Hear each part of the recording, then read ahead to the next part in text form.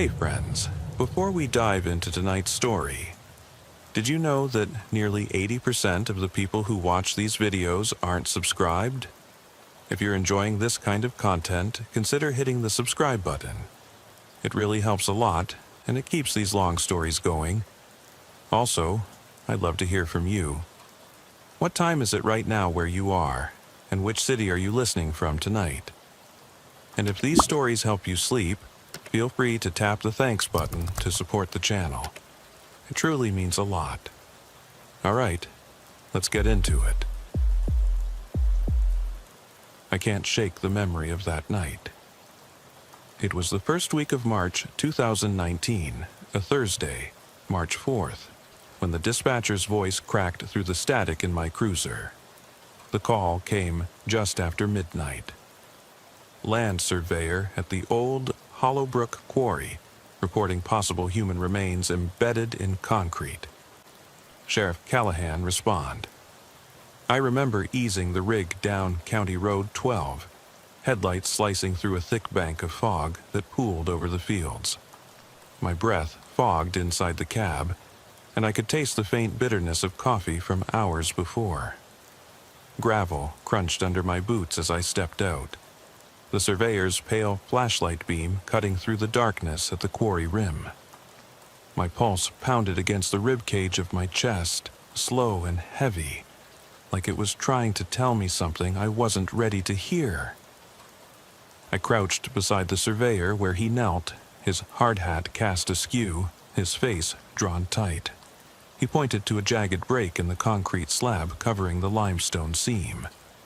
I knelt too, heart hammering.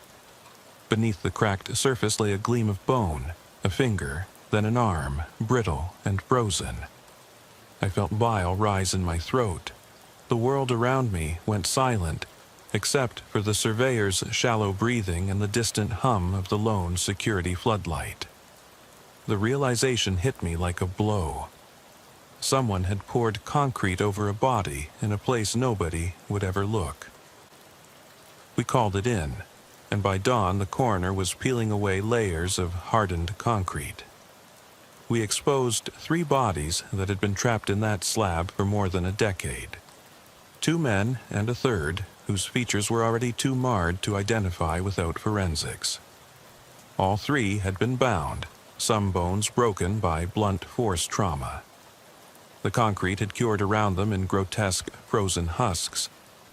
They hadn't simply died, they had been entombed, forced to remain where no one would ever stumble across them, until that night.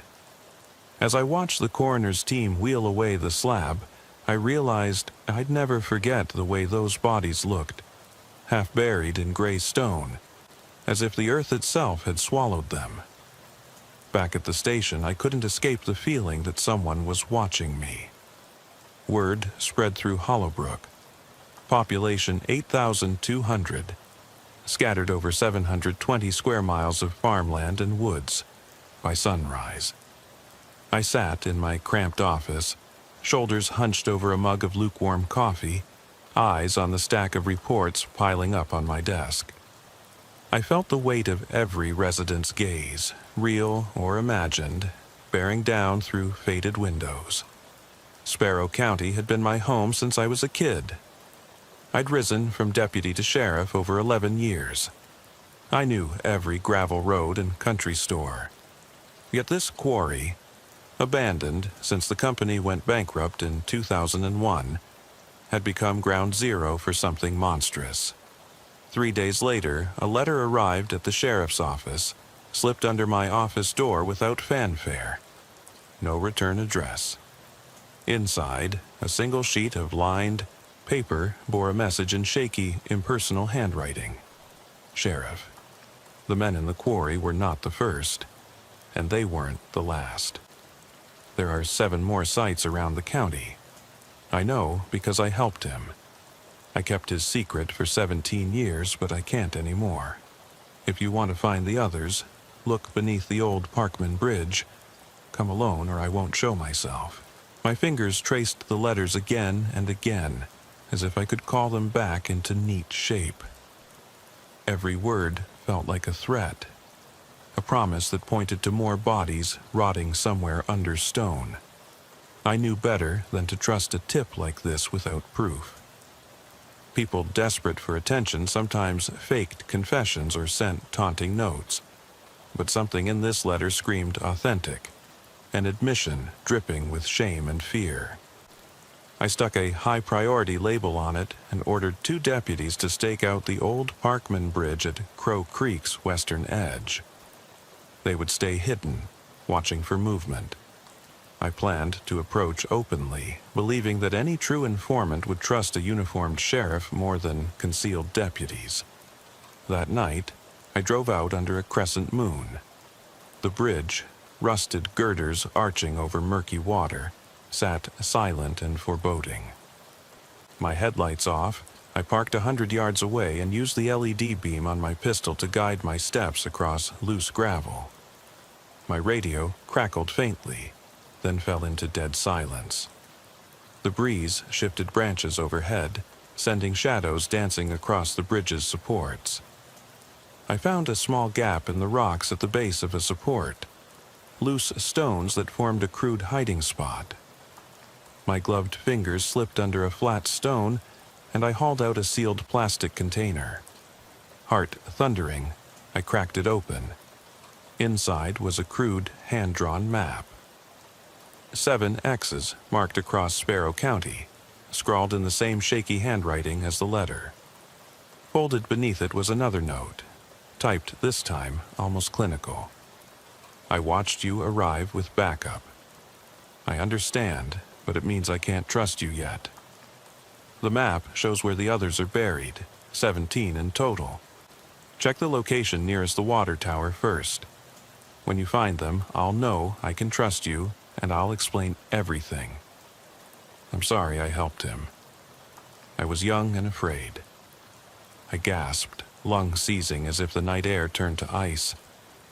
The 2 deputies stayed silent in a ditch 20 feet away, their presence only a faint rustle in the weeds.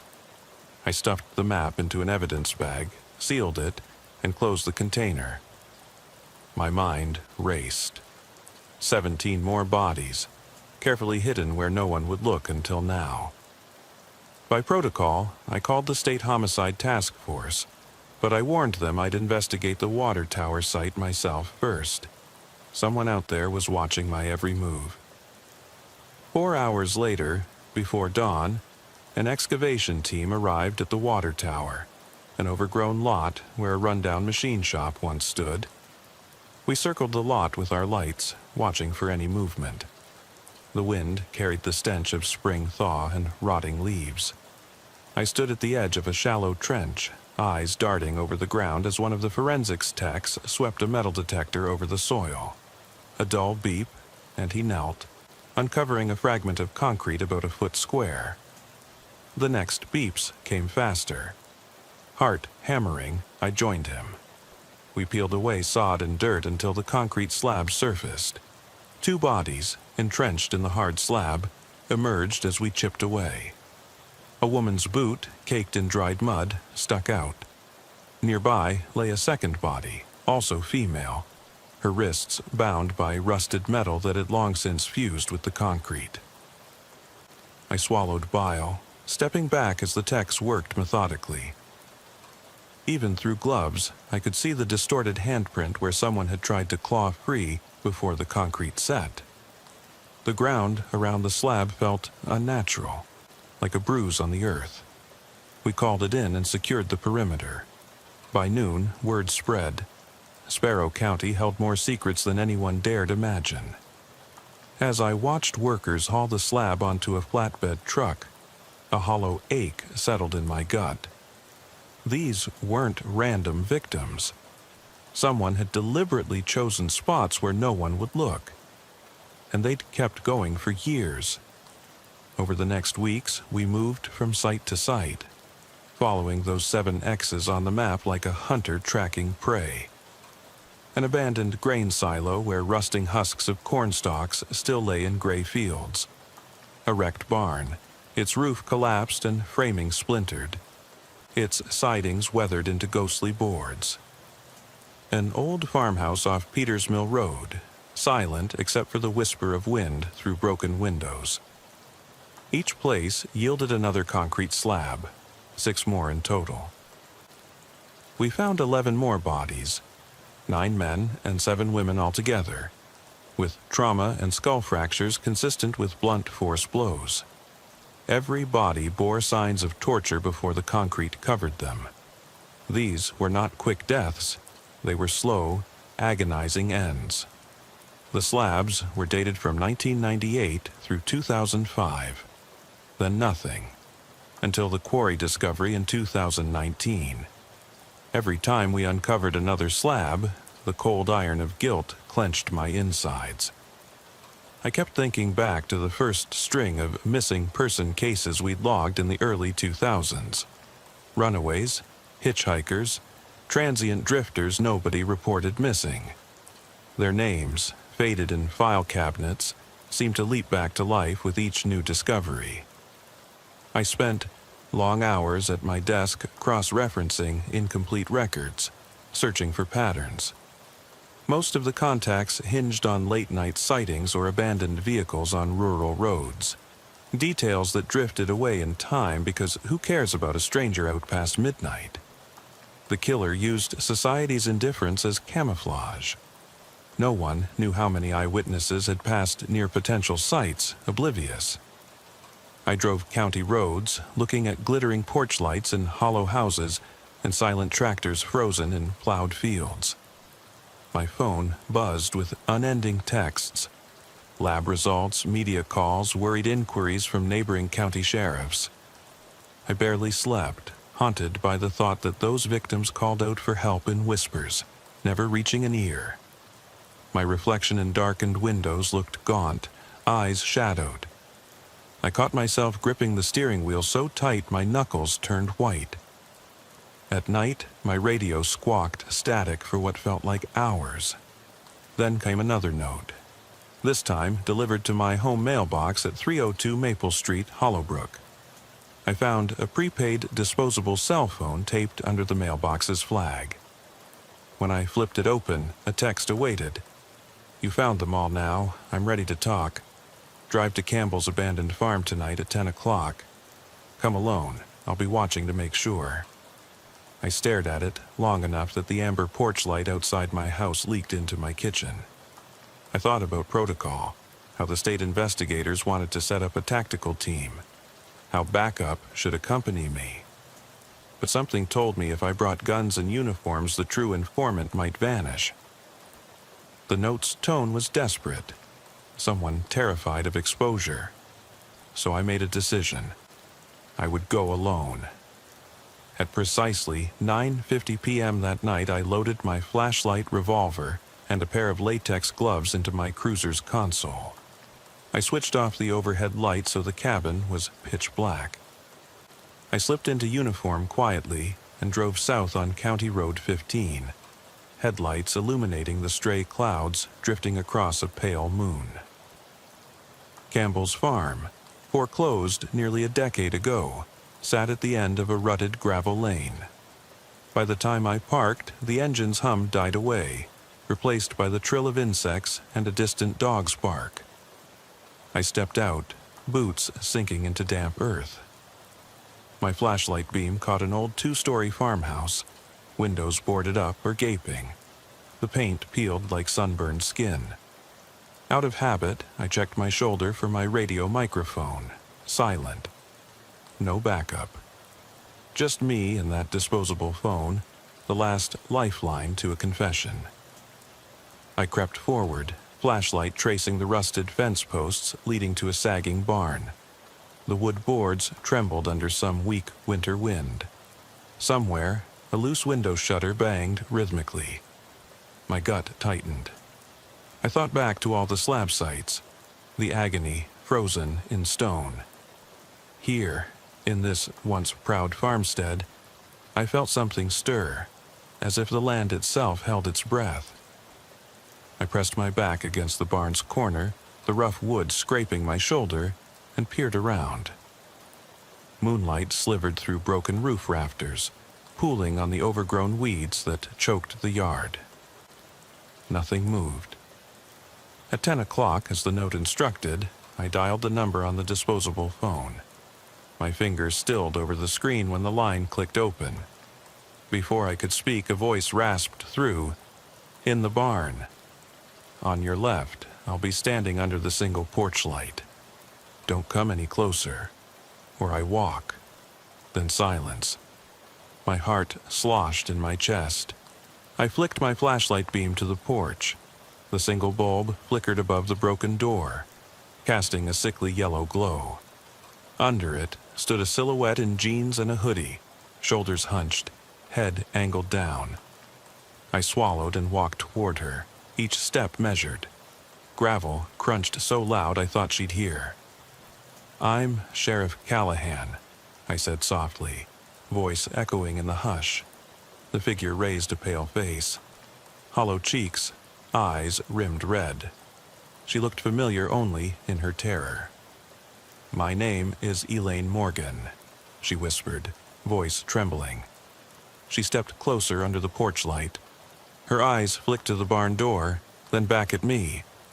"I helped him," she said, voice thick with regret. "I helped him move the bodies. I never killed anyone, Sheriff, but I watched him do it. He made me." I clenched my flashlight, trying to steady my voice. "Who is he?" I asked. She glanced down at her scuffed boots. "Robert Egan," she said. "Concrete contractor. He was my neighbor, then my boyfriend. He started in '98. He, would find drifters, hitchhikers, people nobody cared about. He said they were human waste. He'd break them before he poured the concrete. I helped him build the forms in his storm cellar, where he kept them alive until he was ready." I felt bile rise again. The night air felt like cold lead. "Show me," I said, struggling to keep calm. She nodded, leading me to the farmhouse's side, where an old hatch rested under warped boards. She eased it open. A dank scent rose.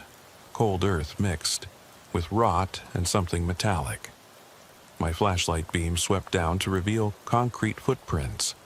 A rusted bucket tipped on its side, and chains anchored into the floor. The cellar was big enough to stand, dank walls drooping with mildew. The air was thick and stiff, like it trapped fear itself. Elaine pointed with a shaking finger. "Here's where he poured the first slab, '98. He kept them alive for days before dragging them out."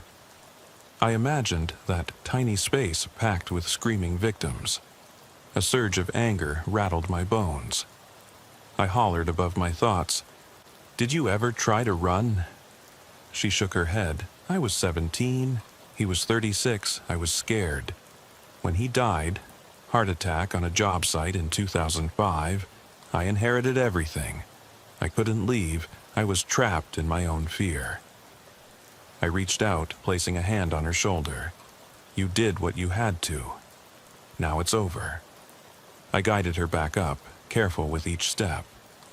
Outside, the moon had slipped behind clouds, and the yard lay in deeper shadow. I felt the darkness press in, but the night felt hollow, like something vital had already slipped away. I led Elaine to the cruiser and kept my revolver drawn until she sat in the passenger seat. She trembled so violently I half expected her to collapse. I shut the door and climbed in, radio crackling to life at last. "Dispatch, I have an informant here, Elaine Morgan. I'm taking her to the Hollowbrook station now." My voice felt flat, distant. I watched her pale profile as she stared at the cracked windshield. "Tell them to stand by for my arrival," I added. The dispatcher's voice was faint. "Copy that, Sheriff." I shifted into drive and headed back down the gravel lane. Headlights caught the broken boards of the barn before the road swallowed them. My chest tightened as I thought. In the quiet of my office, I'd have to stare at that battered journal Elaine would hand over. Pages documenting every killing, every name, every date. I knew the journal would be damning, but until I saw it, All I had was her trembling confession. I felt a hollow patience settle over me, as if my mind had already retreated from the world, leaving only fear in its place. The ride back to Hollowbrook was silent, except for the hum of tires on pavement and the distant chirp of crickets. When I turned in at the station, I flicked on the overhead lights to reveal a squad of state agents waiting in the parking lot. Flashing badges, serious faces. I grabbed Elaine's arm gently and motioned to bring her forward. "Ladies and gentlemen," I said quietly, "this is Elaine Morgan. She has information on Robert Egan's crimes, 19 victims." My voice echoed through the parking lot's emptiness. Behind me, the station's windows glowed like watchful eyes. Inside the interview room, I read Elaine her Miranda rights while her hands shook, leaving smudges on the wooden table. I kept my tone steady, even as my chest tightened with guilt. Guilt that this evil had festered under our noses for years. As she began to speak, describing how each killing unfolded, I sank into a chair, pen poised over a notepad. Her words painted pictures more vivid than any slab could. The soup of terror, the faint pleading in victims' eyes, the hiss of concrete slurry poured over helpless bodies. Hours later, the state investigators had the journal in hand, Robert Egan's own meticulous records. His penmanship was neat, methodical. Each entry listed a date, a name, a location.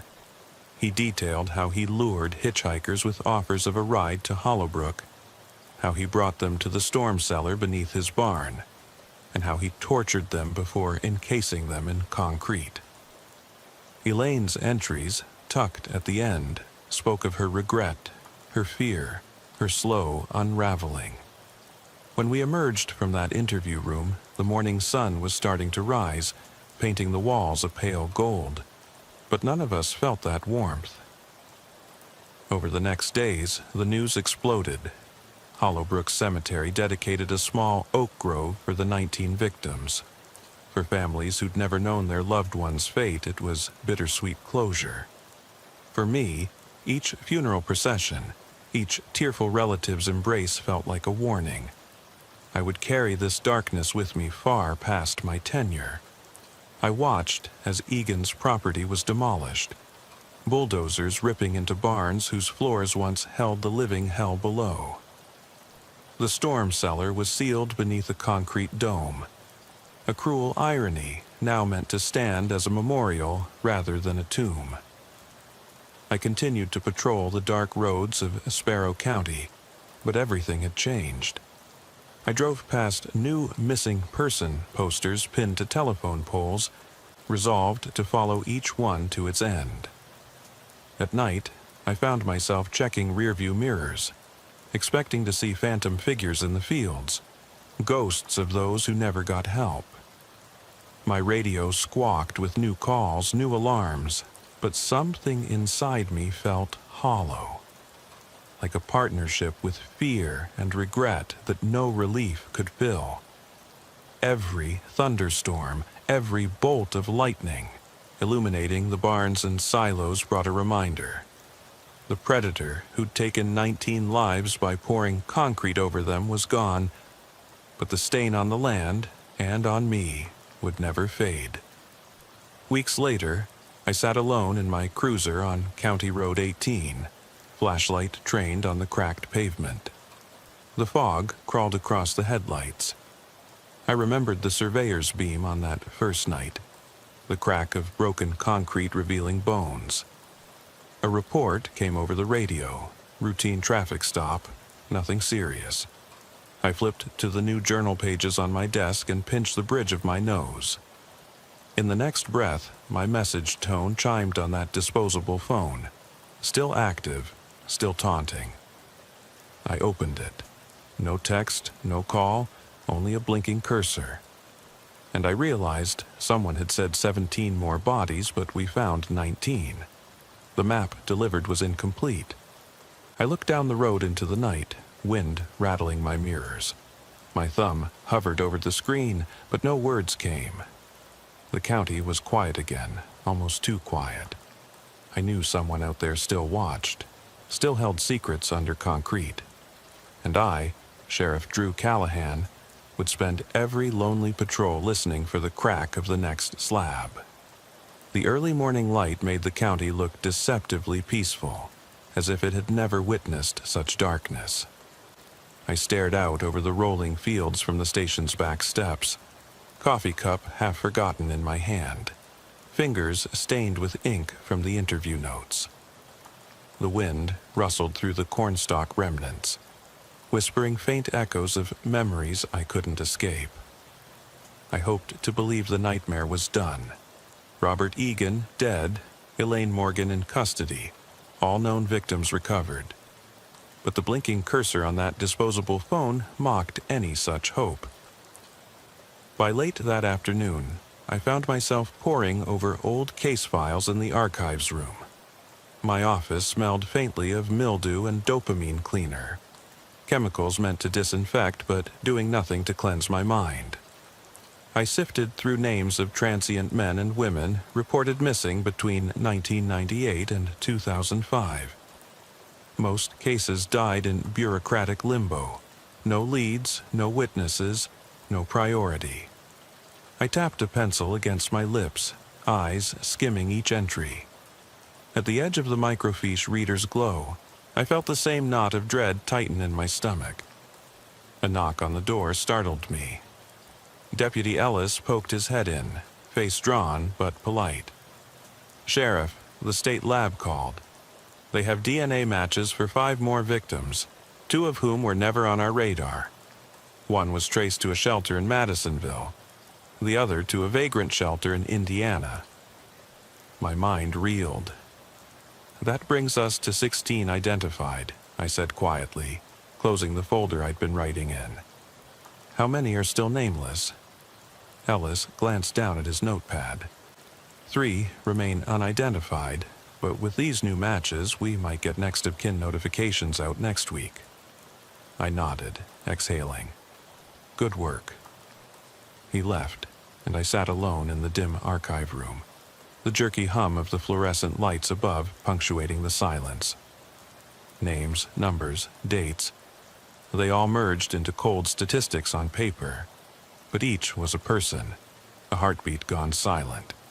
I rubbed my temples. I needed fresh air, a moment away from these endless files. I grabbed my jacket and headed outside. Sunlight slanted low, churning dust motes over the station's parking lot. I climbed into my cruiser and idled, watching my breath swirl in the chill. Normally, I'd get a call for a welfare check. Drunk teenagers passed out in a drive-through ditch, stray livestock on the highway. But today, nothing.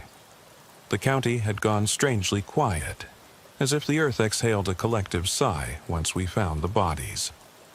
I shifted into gear and drove east, taking the scenic route along Hollowbrook Road, past abandoned barns draped in vines, empty fields awaiting spring planting, and the old cemetery where the new memorial stood. A single oak tree surrounded by granite slabs bearing 19 names. In the front seat, I kept that disposable phone within sight. No new messages. For a moment, hope flickered that whoever had led me to Elaine was done speaking. But part of me knew better. Someone with that level of guilt rarely stops. I stopped at the cemetery, stepped out of the cruiser, and walked to the memorial. The sun had dipped low, casting long shadows across the worn tombstones. A gentle breeze made the oak's leaves rustle, producing a sound like low voices whispering secrets. I traced my fingers over the polished granite, reading each name. Henry Turner, Melanie Sanders, Louis Whitaker. I bowed my head and offered a silent vow that their stories would never be forgotten. The dusk air turned colder. I climbed back into the cruiser and turned the key. The engine's rumble felt too loud, too alive. I steered toward the town's outskirts, across the water tower lot where 2 of those bodies had been found. The once overgrown patch was now a fenced-off memorial ground with warning signs. No trespassing. Active crime scene site. Lights flickered from construction crews sealing the area. I eased past without stopping. That night, around 10, my cruiser idled at the edge of the old grain silo where we'd found 3 bodies. Radio traffic was minimal. Deputy Conway investigating a loose cattle call on Route 52. I watched the tree line sway under the moonlight, trees reflecting like dark sentinels.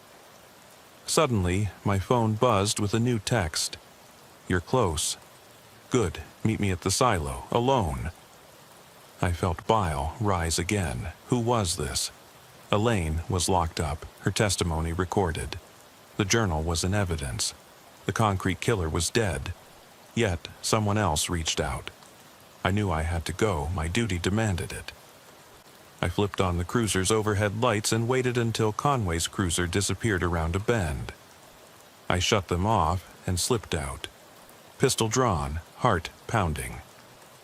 Gravel crunched underfoot as I approached the silo's base.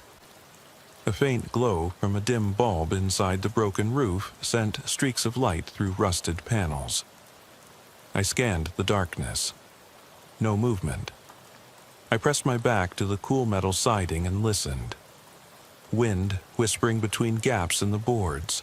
The distant hum of an unseen generator, just like the generator in Egan's barn. My flashlight flicked on, its beam cutting through the night. I circled the silo, each step measured. Then I saw it. A dark shape crouched at the silo's far side, limbs folded, watching me. My pulse surged. "Who's there?" I called, voice low, steady, like a rock under floodwaters. A thin figure rose, wearing a hoodie, face obscured by shadows. "You found them all, Sheriff," the voice said, trembling, gender neutral. "Now you need to come closer. I have something for you." I shook my head. "Come out slowly. Keep your hands where I can see them." I flicked the light toward the figure, revealing long, lean arms. The hood's shadow slipped backward. My jaw clenched as I saw pale skin, eyes wide, someone young, maybe in their early 20s. "You're not someone who knew Egan," I said. "I recognize that face." They flinched but held still. "I'm his niece, Emma Egan. I wasn't supposed to know. I was raised in Columbus. Aunt Elaine told me Grandpa died in '05. I never heard about any of this. When news broke about the quarry, I looked up holes in your local paper. That's when I found out the truth." I felt my chest tighten. "Why meet me here?" She stepped forward, boots clacking on gravel. "I found something in Uncle Robert's old workshop, a stack of photographs he took before the first killing. I have them on a thumb drive. They show places he considered, sites he scouted, even some victims before he killed them. I tried to bring them to the state lab, but they dismissed me. They said Elaine's journal was all they needed. But these photos, Sheriff, they show other people he considered but never killed. Maybe someone else is out there." My mind spun. "Show me." I holstered my pistol and motioned her to hand over the thumb drive. She produced a white USB stick with "Revidence" scrawled across it in black Sharpie. I pocketed it, but I kept my hand near my sidearm. "Take me to your car." She nodded, leading me to the road where she parked a beaten-up hatchback. In the dim glow of her interior light, she handed me a small envelope stamped with photos. I slid it into my jacket pocket. "Thank you," she said. I didn't know where else to go. She glanced toward the silo's looming walls, then back at me. "Be careful." I climbed into my cruiser and pulled away, wheels spinning dust. The darkness swallowed her figure, leaving only her dim taillights receding into the night. I felt an old dread crawling up my spine. Robert Egan was dead, Elaine Morgan was in prison, but Emma Egan's photo suggested there was more. Other names, other sites. My shoulders slumped. The radio crackled. Conway's voice reporting cattle grazing in the ditch. I flipped to silent mode. My eyes drifted to the thumb drive in my pocket.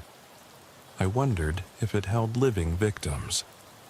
People who never got on missing person lists because their bodies were never found.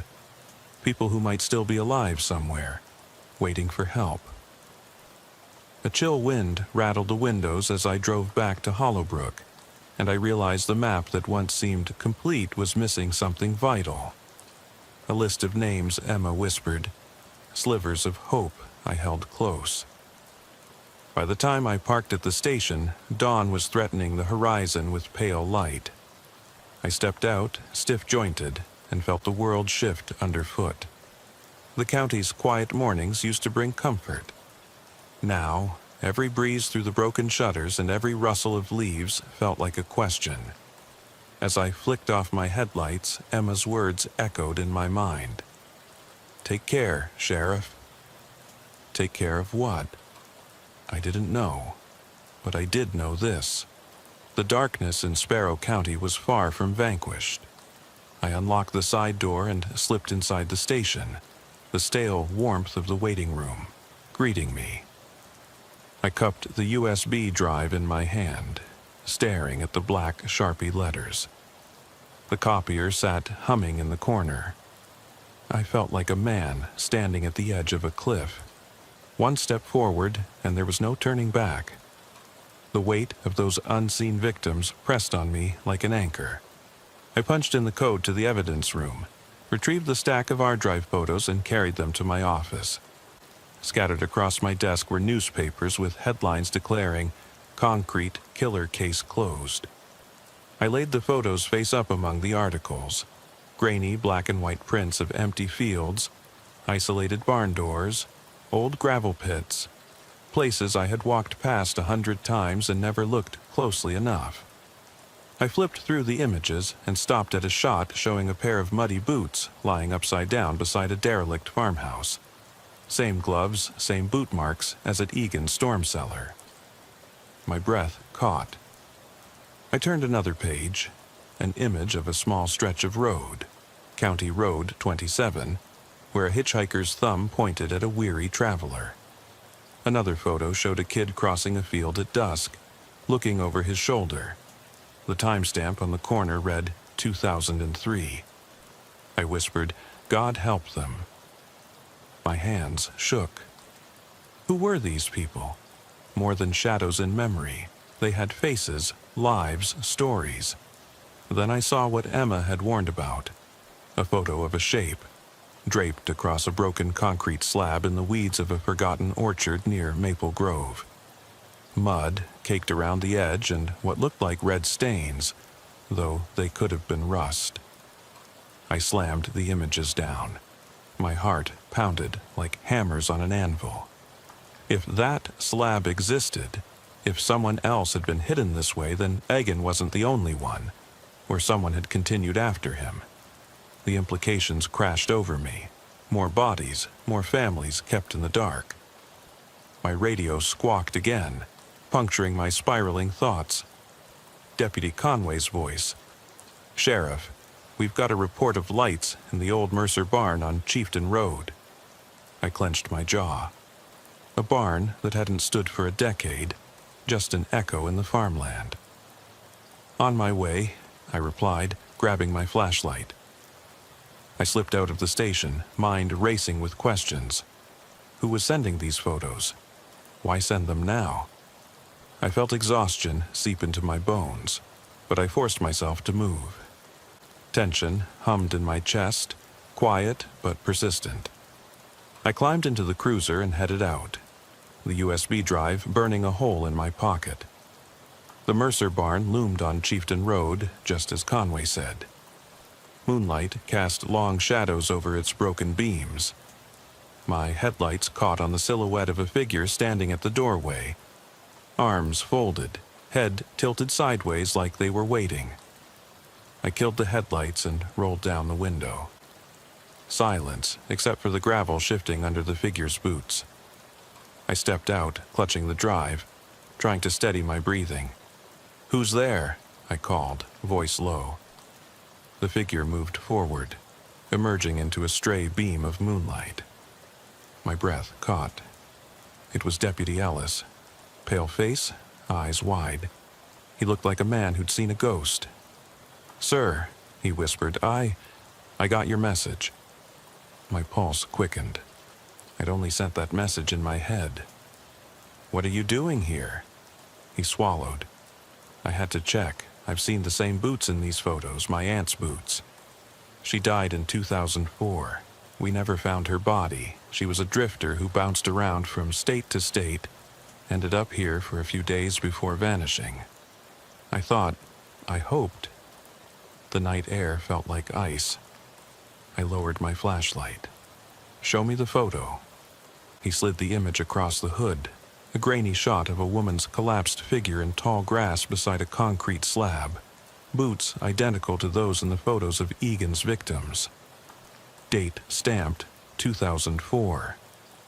It was her, my deputy's aunt. I felt my knees buckle, everything blurred. My mind screamed, how many more? How many families still waiting? Ellis's voice trembled. "I'm sorry, Sheriff." I didn't know where else to go, but she was here. Somebody put her in concrete. My jaw clenched. I swallowed hard, tasting dirt and iron. I had to keep moving. I raised my flashlight toward the barn's open doorway. Inside, shadows slithered around broken stalls and rusted farm equipment. I flicked off the beam and followed Ellis into the darkness. Every step felt like wading through quicksand. In that moment, I realized the county's nightmare wasn't over. Concrete, dead and lifeless, hid more than just bodies. It hid our complacency, our failure to listen, to look. I guided Ellis to a broken window with shards of glass glinting like teeth. Inside, I saw a fresh outline on the ground. Disturbed earth, faint lines of a new pit under a tattered tarp. My gut twisted. Someone had started preparing another slab. I felt my chest tighten until breath was scarce. I knelt beside the pit, shoving aside rubble until my flashlight caught a smear of red on bare earth. Dark, dried, unmistakable. I rose, voice trembling. "Get back up now. We need a full." Team Ellis nodded, face as pale as the moon. I turned away, pulling out my radio. "Dispatch, call state homicide. Possible new site at Mercer Barn. Send everyone." My voice shook, but I forced it steady. I stared back at that pit, dread pooling in my gut. The darkness inside the barn's rafters seemed to curl and whisper. I realized the killer's legacy wasn't contained in 19 names. It was a darkness spreading, a secret too large for a single corpse to hold. As the first cruiser's headlights cut toward us, I felt the air grow heavy, like the earth itself was holding its breath. Tonight, I wasn't just a sheriff. I was a man outrunning guilt, driven by the need to unearth every secret buried under cold concrete. The pounding of my heart was my only companion, and in that moment I understood. The true horror wasn't how many bodies were found, but how many more might still be waiting for someone to shine a light into the darkness. Dawn had barely broken when the excavation crew arrived at the Mercer barn. When I led them inside, dust motes drifted in the fragile slant of early light. The barn's timbers groaned under the weight of frost-warped boards. I watched as forensic techs rang off the area, sealing the gap around the fresh pit we'd discovered. Red tape crisscrossed the broken window frames, muting the barn's hulking presence. My radio crackled with activity, state agents coordinating with deputies, a K-9 unit arriving to sweep for evidence, and a medical examiner on standby. I slipped my pistol into its holster, letting the adrenaline subside, replaced by a dull throb behind my eyes. My uniform felt tight around my shoulders like armor I no longer trusted. The team worked swiftly. prying wooden planks off rotted floorboards to extract the slab beneath. Each creak echoed like a warning. Whatever lay below had only been there a short time, too fresh for long decomposition. I knelt beside the pit's edge, fingers closing around shaving of wood mixed with soil. I inhaled. It smelled of fresh dirt and stagnant cold. Something in me froze at the thought of human remains mixing with that earth. By mid-morning, we exposed a concrete slab barely 2 inches thick, smooth as glass, and smaller than those we'd found before. It lay over shallow ground, newly poured. A handprint stretched across its surface, fresh and unweathered. My breath caught in my throat. I tapped my finger on the slab's edge and my knuckles scraped across smooth, wet, curdled residue. Whoever had prepared this had left in a hurry, leaving no time to properly finish. The slab was too perfect, too intentional, yet so obviously incomplete. Beneath it, Tex uncovered a body wrapped in burlap, head caved in, wrists bound. A woman, maybe mid-30s, dark hair matted with dirt. Her face was obscured, but the shape of her jaw and cheekbones almost familiar. My chest tightened. I remembered Deputy Ellis's aunt, and I felt my vision blur with unshed tears. We called it in. I radioed the other deputies to secure roads leading to the barn. Media crews soon gathered along the gravel approach, cameras pointed like vultures. I stepped outside to clear my throat before addressing them. I spoke in clipped sentences. Possible, fresh homicide. Evidence of foul play. We ask the public to avoid the area until we complete the scene. Their lenses captured my every expression, but I felt distant, like I was watching myself from underwater. In that moment, covering up bodies with concrete seemed more than just a method of disposal. It was a statement, an erasure, a proclamation that whoever these victims were didn't belong to this world. Back in the barn, I watched my team work. Gloves, trowels, digital cameras. Each tool revealed fragments: a torn blouse sleeve, a single earring, a ledger tucked in the burlap with faint numbers scrawled across it. The state crime lab notified us that the body's DNA profile matched a woman reported missing 2 weeks prior, Mary Collins, age 34, runaway from Jefferson County. She'd last been seen hitchhiking near Jackson Ridge. Another co-worker at the sawmill reported her friend's sudden disappearance. Mary was young, brimming with life, and now she lay under a slab only nights old. I knelt beside the slab, pressed my fingertips against the rough edge where the pore line still held traces of marbling cement. My heart pounded, and I pressed my other hand over my mouth to hold back a groan. The state investigator, a broad-shouldered man named Agent Ramirez, approached, clipboard in hand. "Found any prints on the slab?" he asked. I shook my head. "Too fresh, slick. No distinguishing marks except that handprint," I said. He narrowed his eyes. "Someone wanted us to find this fast." I nodded. "Like the tip came from someone wanting to help, or got cold feet." He glanced around the barn's rafters. "Check for surveillance. Whoever did this knows the patterns. They knew we'd be back here." I felt a fresh wave of exhaustion. "We'll check every house on Chieftain Road, neighbors, surveillance, phone records." He tapped a finger on his chin. "Also, doorbell cams from nearby homes. Any glow from a tablet or phone when they poured. Might give us a timestamp." I stepped back, letting him direct the scene. My eyes focused on the barn's broken door. I had to sift through the suspect pool. Anyone with knowledge of past slabs might think they could dispose of another body, similarly, without detection. I felt the weight of that possibility settle over me, like a blanket soaked in lead. I strode back toward the station once the slab was loaded onto a gurney, shoulders slumping under the weight of dread. Each step down that gravel drive reminded me that the county's darkness had only grown. Concrete no longer hid only old secrets. It now threatened those still alive. At the station, I found Deputy Ellis hunched over the evidence board. His face looked haunted, eyes reddened, a stare fixed on the chart of known victims.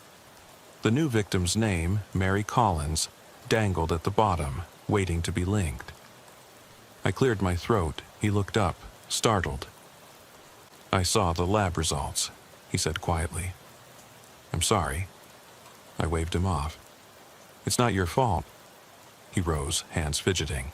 "Here," he said, handing me a printout. I went through Grandpa Egan's old files, ledgers, receipts, stuff Emma gave me. "Look at this entry." I unfolded the paper. It showed a payment to a local concrete company dated 2 weeks ago, the company that serviced barns around Maple Grove. The phone number listed wasn't in the normal ledger. Underneath, a scribble read, 3 slabs, rush job. I felt my pulse spike. 3 slabs, I repeated. "But we found only one here." He nodded. "And the payment method, cash, no invoice, put under Batson's feed store account." I stared at him. "Batson's? The feed store on County Road 18. He swallowed. "If someone used that account, they got access to feed deliveries, gravel, anything. It's like a front." My jaw clenched. "Check sales records. Any large orders for cement or gravel around the times Mary disappeared." Ellis nodded and turned back to the board, tapping pins into a county map. I leaned against my desk, eyes closing. The hum of the station's fluorescent lights felt magnified. The weight of that barn's chill seeped into me.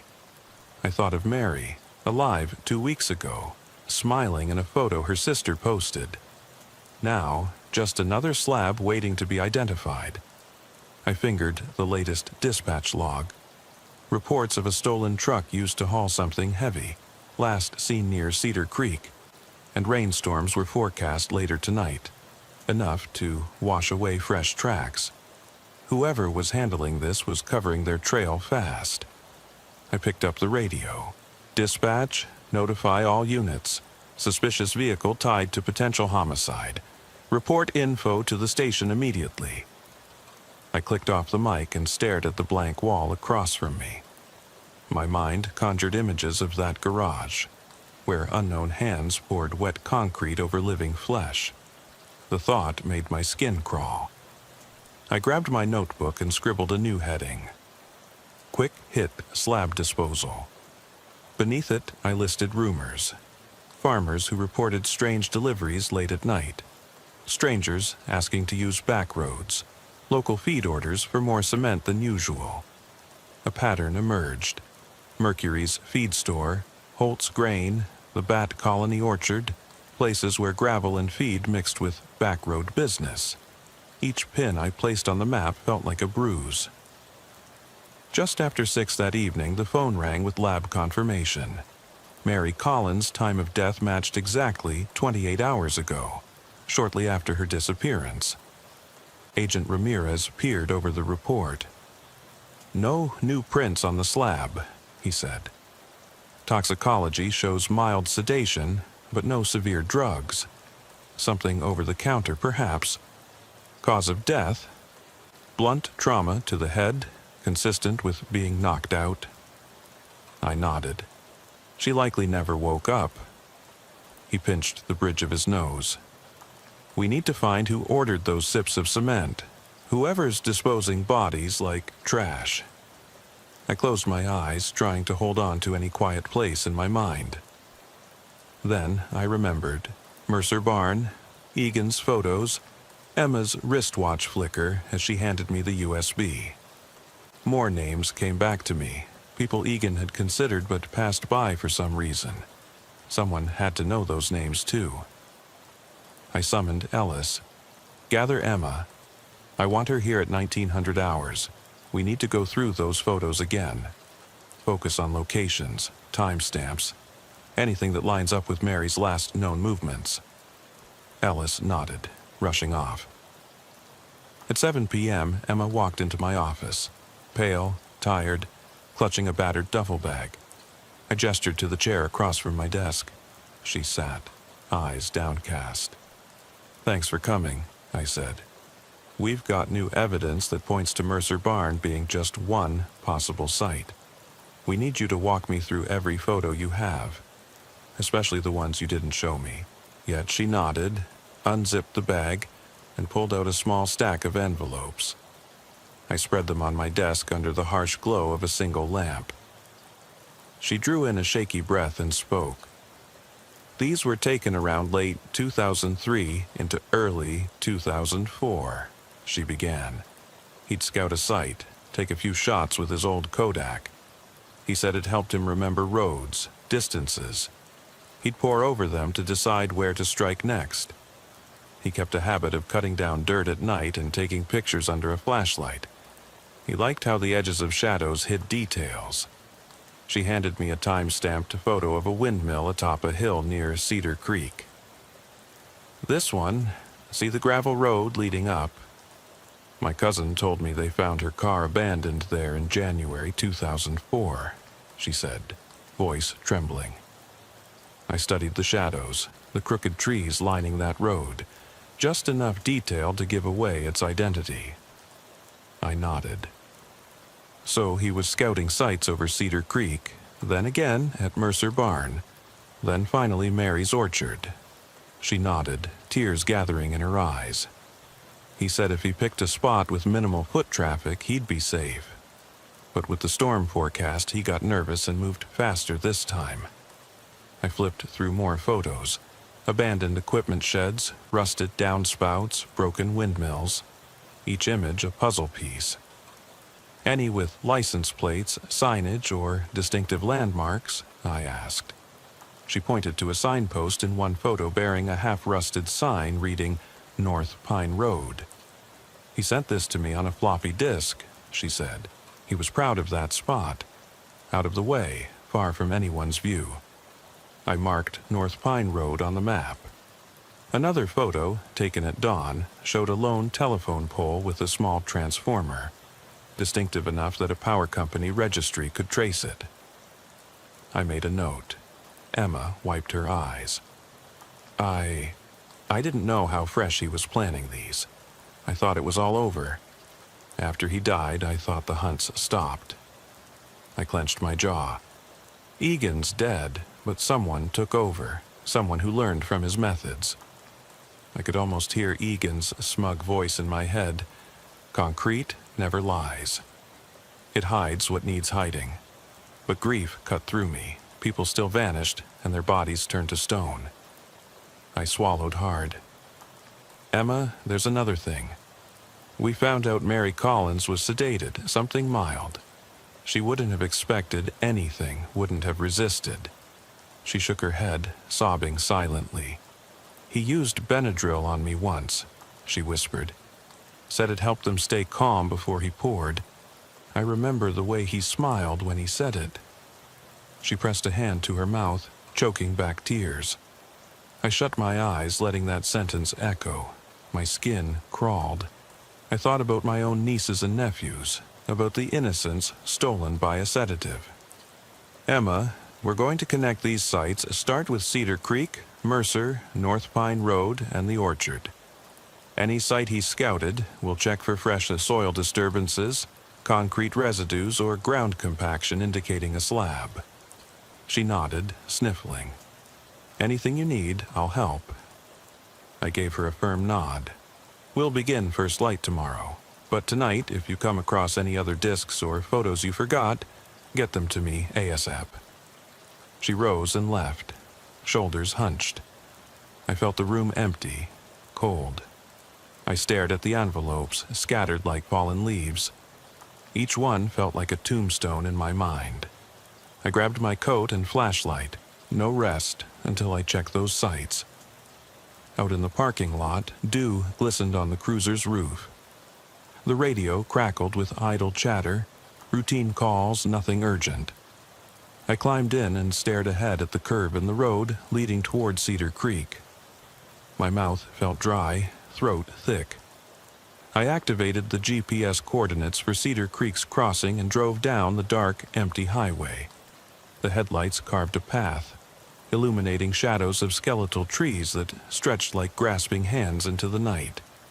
As I approached the old crossing, radio silent except for night insects droning through the speaker, I saw a solitary figure standing under a broken street lamp. An impossible sight. It was Elaine Morgan's outline, thin, frail, still clad in the prison-issued jumpsuit she'd worn when I transported her. She raised a gloved hand, motioning me closer. My pulse slammed. "Sheriff," she said, voice hollow. "You shouldn't be here." I kept my hand on the door's frame, watching her lean against the rusted guardrail. "Elaine, you're not allowed out of prison." Her eyes flicked to the rooftop, no guards in sight. She shrugged. "I know, but I couldn't sleep. I keep seeing her face. Mary's face, like she's begging me. I saw on the news you closed the orchard site, but look at this." She held out a small Polaroid, edges curling. I took it, heart hammering. It showed Mary Collins mid-stride on Highway 52, shot moments before she disappeared. The timestamp read, March 1st, 1918, 11:04 p.m. The same night the first slab was found in the quarry. My hands shook. "Where did you get this?" She shook her head. "I found it in Egan's hidden desk, inside an old jacket pocket. I didn't know what it was until I saw you at the scene. I tried to bring it forward, but they wouldn't let me. Said I was too unreliable." I stared at the photo. Behind Mary I saw a second figure, someone trudging behind her, a bulge under their coat. A silhouette familiar yet impossible. My gut dropped. "Sheriff, I'm sorry. I didn't want you to get hurt, but they said if I spilled more, they'd bury me in a slab too." She turned away, voice cracking. I felt a jagged fear spike through me. They still existed. Not one killer, but a network. Someone taking Egan's blueprint and using it to hide more. The county's quiet nights were a lull before more horrors. Elaine stepped back into shadows. "Take care of Mary," she murmured, "and the others." She vanished into the night. The sudden silence pressed against me as I stood alone on that bridge. My flashlight beam wavered on empty water swirling below. I felt each breath rasp in my chest. The radio clicked. "Report, unidentified car traveling southbound, plate partially obscured, bearing suspicious cargo." I drew my pistol, recognizing the shape of a long toolbox strapped to the roof. Perfect for carrying wet concrete. My fingers trembled as I whispered, "Dispatch, intercept that vehicle." The night closed in around me as I raced down the back roads toward Highway 52. Every bump in the gravel was a heartbeat. As I pulled onto the highway, headlights illuminated a dark sedan veering off onto County Road 19, the direction of Cedar Creek's underpass. My siren flared to life. The sedan sped up, tires skidding into gravel. I chased, adrenaline pulsing like wildfire. The underpass loomed ahead, where the creek carved a silent path beneath a rusted trestle. The sedan screeched to a halt under the bridge's girder, the driver's door slamming open. A silhouette slipped out, hoisting something heavy from the trunk. I skidded to a stop, engine idling, flashlight and weapon ready. "Freeze," I barked. The figure paused. Stout build, shoulders hunched, face hidden under a baseball cap. Under the bridge, a fresh patch of ground lay disturbed, leafless branches overhead rattling.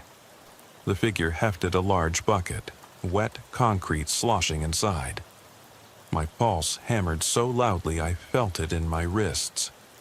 I took a step forward, and the figure dropped the bucket. Concrete splattering, then bolted into darkness toward a narrow path along the creek bank. I raced after them, boots sloshing through mud. The figure zigzagged between trees, sprinting like a man possessed. Ahead, moonlight flashed off a slab already set into a shallow pit, freshly poured, still smooth and glistening. Beneath it, a burlap bundle shifted slightly, as if something moved inside. I lunged forward, kicking at the slab's edge. It cracked under impact, a dull boom that echoed off the water. My flashlight beam found a woman's face, eyes wide, frantic, mouth forming a silent scream.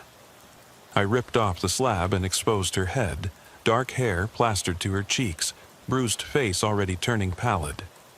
I pressed my fingers to her neck, no pulse. My throat tightened. I shut my eyes for a second, forcing myself to breathe. This was Mary's copy, a copy of everyone who'd vanished. Another slab. It had all happened so fast and I'd been too late. I turned to chase the driver's silhouette again, but he had vanished into the woods. There was only the wet, glinting surface of the fresh slab and the woman's body entombed in burlap. I reached into my pocket for the disposable phone. Too late. The battery died. No signal, no call, no clue. I felt a cry catch in my throat, but no sound came. The radio crackled alive. Deputy Conway's voice calling backup for a fleeing suspect. The floodlights on the police cruisers carved long shadows over the creek. But as they rounded the bend, they found nothing.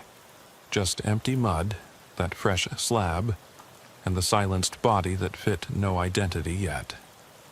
I knelt beside the slab, flashlight beam wild on the cracked concrete. My knees trembled.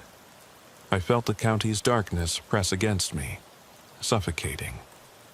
The night became a suffocating cocoon, broken only by my ragged breath and the distant rumble of cruiser engines. I stared at that slab, fresh and undeveloped, and realized this was no longer about Egan's victims. This was a new chapter. Someone teaching others how to bury life under stone. Someone who believed that concrete could hide truth forever.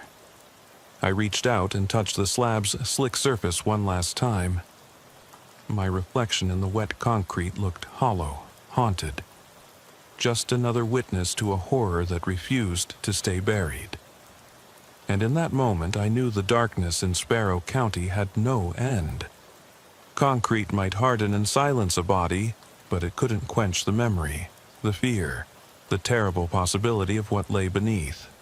And tonight, as the creek's dark waters swirled under the moonlit bridge, I felt the county hold its breath, waiting for the next slab to surface. The sunrise found me slumped in my cruiser on Highway 52, windows steamed by my breath. Exhaustion clawed at my bones, but I forced myself to move. The world around me, fields turning pale gold in early light, felt grotesquely serene. I shook my head to clear the fog of sleepless nights. I had to follow through on the Mercer barn tip and track that fleeing suspect. The radio crackled with debris of calls, an urgent plea for K-9 support, a county bottleneck because of the road closure at the underpass. I turned on the ignition, muscles stiff as iron. A fresh report came in. Surveillance video from the feed store on County Road 18 had captured a dark sedan leaving at 11:30 p.m. License plate partially obscured, heading south toward Holt's Grain. I recalled the scribbled ledger entry. 3 slabs, rush job. Someone ordered 3 slabs and we'd only found 2. Now Mary and the Mercer barn victim. 1 remained out there, likely already sealed in concrete, waiting to be found, or maybe never discovered if snow or rain washed away the signs. I drove east toward the Holt's Grain facility, passing clusters of feed silos like monoliths guarding secrets. The yard's lights flickered on as I pulled in, distant orange bulbs making grain dust dance in the chill air. Depot workers eyed me warily as I approached, hands shoved in coat pockets. I flashed my badge and introduced myself. Sheriff Drew Callahan, I need your records. Any delivery logs of concrete or gravel over the last month." The foreman, a broad man with a streak of gray in his beard, nodded. We ran a few large orders for someone calling himself J. Harris. Paid in cash, no invoice. Picked up loads 3 times late at night. He handed me a logbook, entries for March 1st, 10th, and 15th. Times around 10:45 p.m. each night. I circled those dates, murmuring, "Harris? Doesn't ring a bell." I slipped out and dialed dispatch. "Pull any listing for J. Harris in county records, addresses, phone numbers, any record." The dispatcher's voice was flat with sleep. "On it, Sheriff." I pocketed the logbook and stepped into the cold night. A pale moon hovered above the silos like a silent sentinel. The wind carried a bite of frost. I started toward the cruiser, mind racing over possibilities. Back at the station, I pored over the logbook in my office, the overhead lamp buzzing. Bingo. A handwritten address next to one entry. J. Harris, Maplewood Estates, Unit 24. I grabbed my keys and headed out again. Radio silent now except for the crackle of static. Maplewood Estates was a trailer park on the outskirts of Hollowbrook. Rows of faded mobile homes with rusted porches and sagging steps. I parked at the entrance and made my way through the gravel lanes, every bite of wind feeling like fingernails scraping bone.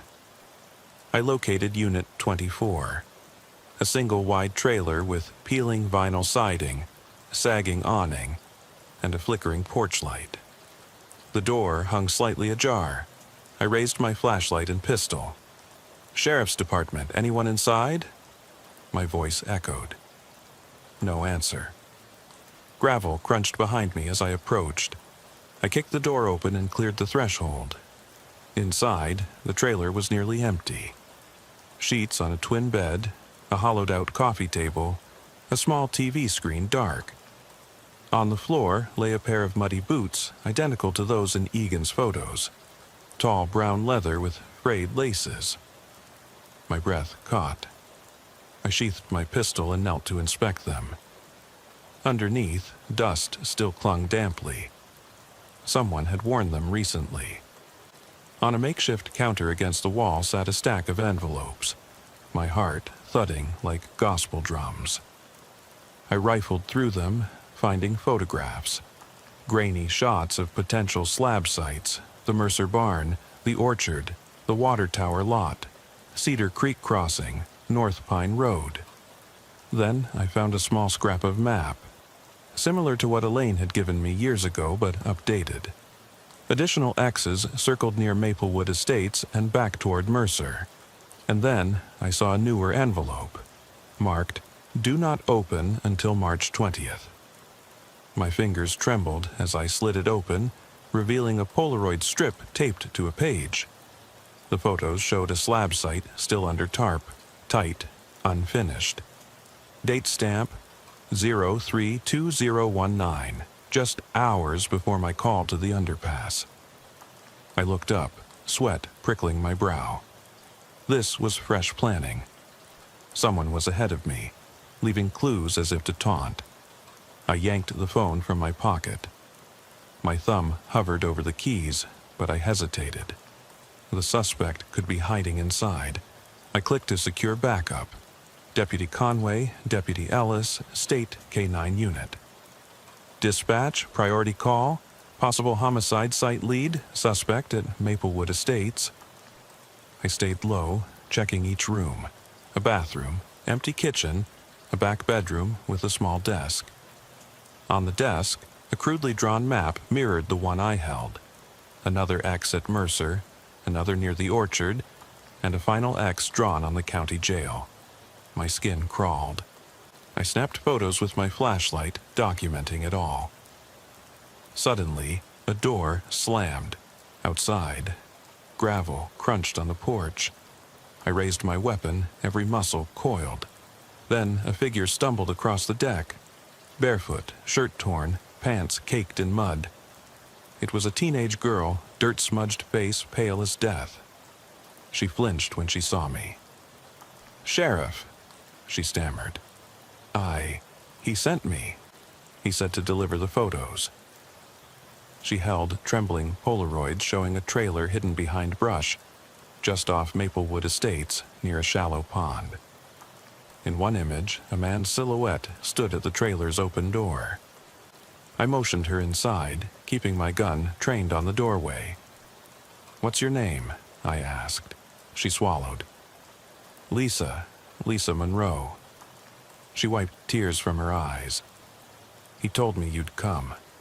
He said to tell you he's already set the last slab." She swallowed again. "He said it's under the old ice house near Redding's farm." My mind reeled. Redding's farm was 15 miles north. Another remote barn sitting along a dirt road. If Lisa was right, I had only hours to find that slab before it cured. I watched her face. Sunken cheeks, haunted eyes. "You're safe now," I said gently. "I'm going to get backup. Don't move." I holstered my pistol and backed out, pulling the door shut. Deck boards creaked behind me as I sprinted to the cruiser, slammed the driver's door, and barked into the radio. "Conway, Ellis, State K9. Meet me at Redding's farm now. Witness Lisa Monroe on board. Possible slab under ice house. Route is County Road 33. I sped off, tires churning gravel. Moonlight flickered through skeletal tree lines. My heartbeat pounded so fiercely I thought I might hear it over the engine. The radio responded, "Copy that, Sheriff." ETA 10 minutes. The distance to Redding's farm felt like a million miles. Each bump in the road made me flinch as I thought of the body entombed in wet concrete. I wiped sweat from my brow even though the night was cold. When I pulled up at Redding's farm, Conway and Ellis's cruisers stood halogen-lit under the barn's eaves. The K9 unit idled nearby, dogs in the back, noses twitching. I climbed out, Lisa Monroe bundled in the passenger seat, her arms wrapped around herself. I jumped onto the porch of the ice house, a squat brick building with a low roof and metal door. I heard voices, Conway and Ellis talking to Lisa in hushed tones. I crept around to the side, where muddy shoe prints marked the path to a shallow depression in the ground. A thin canvas tarp lay half-rolled back. I knelt and brushed the tarp aside. Beneath it, a fresh mound of earth beckoned. No slab crust yet, just dark, wet dirt. I laid my palm on the ground, feeling it vibrate with life. Then I saw movement, a faint, ragged breath from below. I felt bile send shards of ice through my chest. Without hesitation, I grabbed a shovel from the tech's tool stash and began digging, fistfuls of muddy earth giving way under the blade. Conway knelt beside me, helping, as we unearthed a square wooden form, a crude mold holding wet concrete. I kicked at the boards. The form broke, spilling wet gray mixture onto the ground. Beneath, a body slumped in a pool of mortar, barely conscious, head lolling to the side. The man's eyes opened, pupils wide, confusion and fear blazing. He tried to push himself free, arms pinned under his torso. Ellis shouted, "Hold on, we've got you." I leaned down and peeled away the burlap coating the slab's bottom, revealing the man's wrists bound with duct tape, eyes darting as he noticed us, mouth forming a silent plea. I reached for my radio. "Medic, urgent." "Might have a pulse. Get here now." I pressed my flashlight into his face, catching the glint in his eyes. The fellow was gaunt, face sunken, cheeks hollow, beard stubbly. He wore a dirty hooded sweatshirt and jeans. As he felt the cool night air on his skin, terror washed over him. He whimpered, unable to speak, blinking against the light. I took in the form, half filled with concrete, just enough to keep him immobilized. I felt anger surge. Conway and Ellis pried the remainder of the mold away while I roused him. "You're safe now. You're in Hollowbrook County. Hold on, medic's coming." He tried to nod, lips quivering. Blood trickled from his scalp, likely from head trauma inflicted before he was placed here. I felt bile rise again, but I swallowed it down, focusing on the man fighting for life beneath wet concrete. Minutes later, blue and red lights pulsed against the barn's siding. Paramedics burst onto the scene, taking over as the K9 unit circled nearby. I backed away, kneeling in the mud beside the excavation hole. Lisa Monroe's face hovered in my mind. She'd delivered the clue that saved this man's life. I rose, scanning the ice house's broken windows for any sign of the suspect. No one. I radioed dispatch for a full perimeter check. This killer had fled, but we now had a witness, the man trapped in concrete. As the medics worked, I knelt by the edge of the hole, flashlight illuminating the soaked earth. The wet concrete near the edge had partially cured, stinging at my bare hands. I wiped my palm across the damp ground, gritty, cold. The air smelled like rot and wet clay. The man's labored breathing echoed around me. I wondered how many more had been left out here under moonlit nights, waiting for discovery. I felt the darkness gnawing at me, an insatiable hunger for someone to stop the madness. I returned to the barn's open doorway and peered inside. The ice house loomed like a stone sentinel. Part of me expected to see Egan's face, or some dark mirror of him, someone who learned from a madman's playbook. I closed my eyes, forcing myself to breathe. I vowed I would not let another slab claim an innocent life. I pulled my radio to my lips. "Dispatch, set all units to code 3 for the next 45 minutes. Search the forested areas east of here. Subject took off on foot." Despite the cold, sweat beaded on my brow. My shoulders drooped beneath fatigue and guilt. The paramedics wheeled the man away on a stretcher, his eyes never leaving mine. I felt a pain so deep it threatened to shatter something inside me. After they loaded him onto the ambulance, I knelt in the mud once more, placing a trembling hand on where his head had rested. "I'm sorry," I whispered. "I'm so sorry." I rose, backlit by emergency strobes. I noticed fresh footprints leading from the ice house's side door to the barn's rear. Someone had operated quickly, leaving minimal trace. I trailed them into the blackness, flashlight beam cutting a path. Branches scratched my arms and the air felt thick, like the darkness itself pressed against my lungs.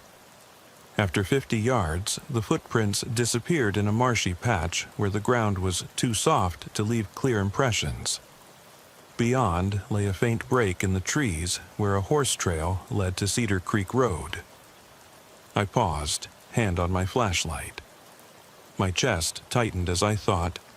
The killer was now on foot, heading east, likely toward County Road 18 and Mercury's feed store.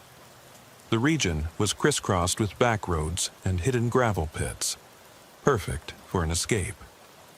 I radioed in the coordinates, urging deputies to set up roadblocks. My thoughts tumbled. 19 known victims. 1 rescued in the nick of time, 1 suspect still loose. And beyond all that, a network, someone skilled, someone learning, evolving. Concrete was no longer just a tool, it was a symbol of silence and power. The killer used it to erase people, bury them where they'd never be found. And now that killer had nearly succeeded in silencing another human. Only the courage of a frightened teenager had saved a life. As I climbed back into my cruiser, I stared at the ice house, its form looming like a tomb. I felt a simmering rage, tempered by exhaustion and dread. I turned the ignition and flicked on the radar unit. A blip indicating movement eastbound on Cedar Creek Road. That had to be him.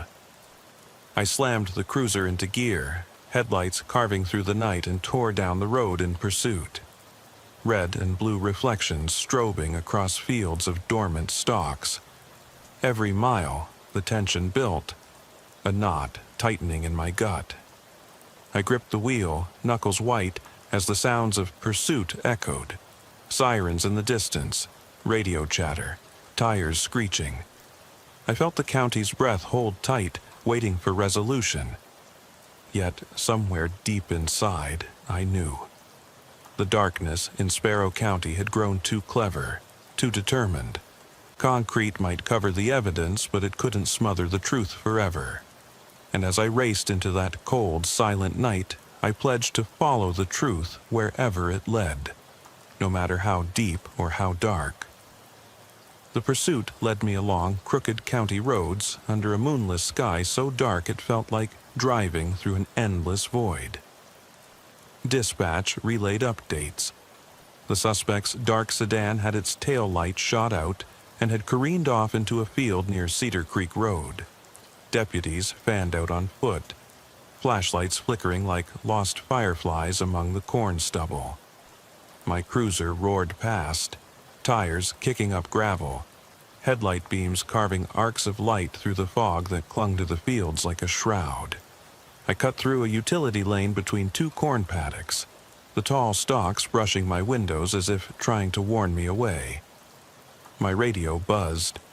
Subject on foot near the old Mercer livestock chute. My heart hammered.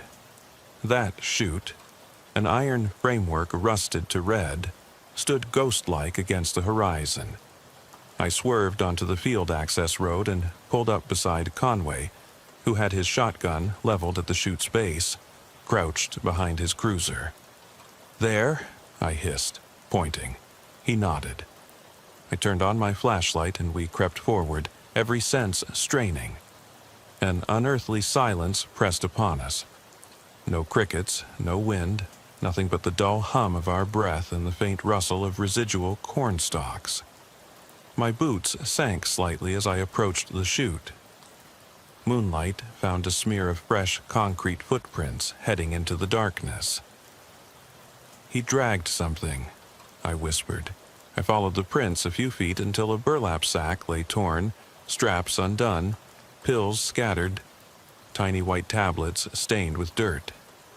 I recognized them. Diphenhydramine.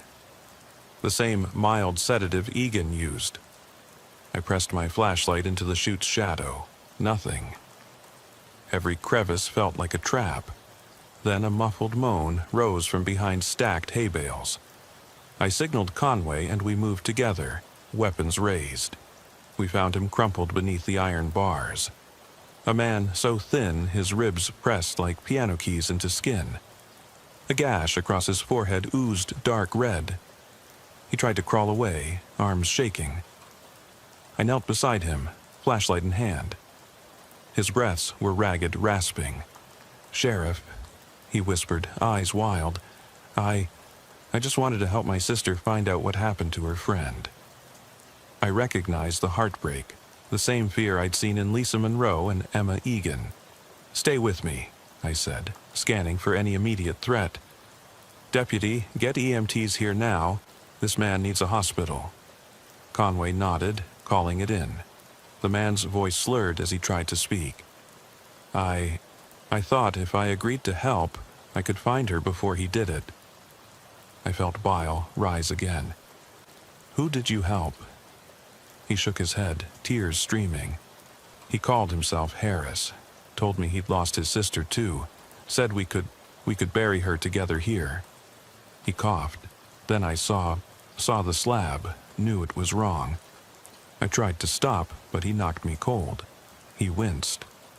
Took me here. I woke up, halfway in, thought I was going to die. My chest convulsed.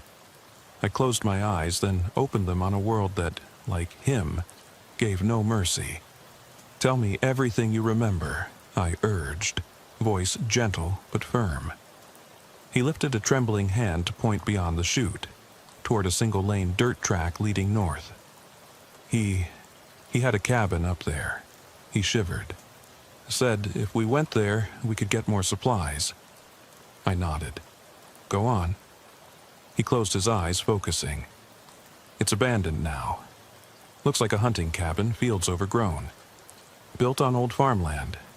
Something about it made him feel safe from prying eyes. He said if the slab wasn't perfect, the water would ruin it. He rigged up those tents, big white canvas to block rain. I felt goosebumps stand up even in that close heat. Anything else? I asked.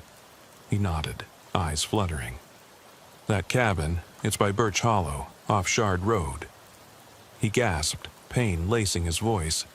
He had lye and lime in there. I saw buckets of it stacked, with tarps to keep them dry. He said he'd need more.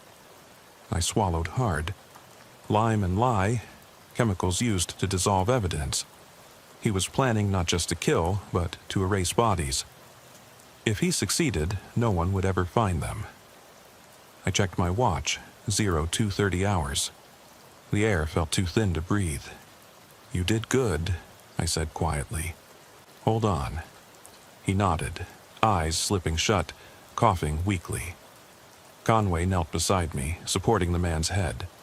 I radioed dispatch.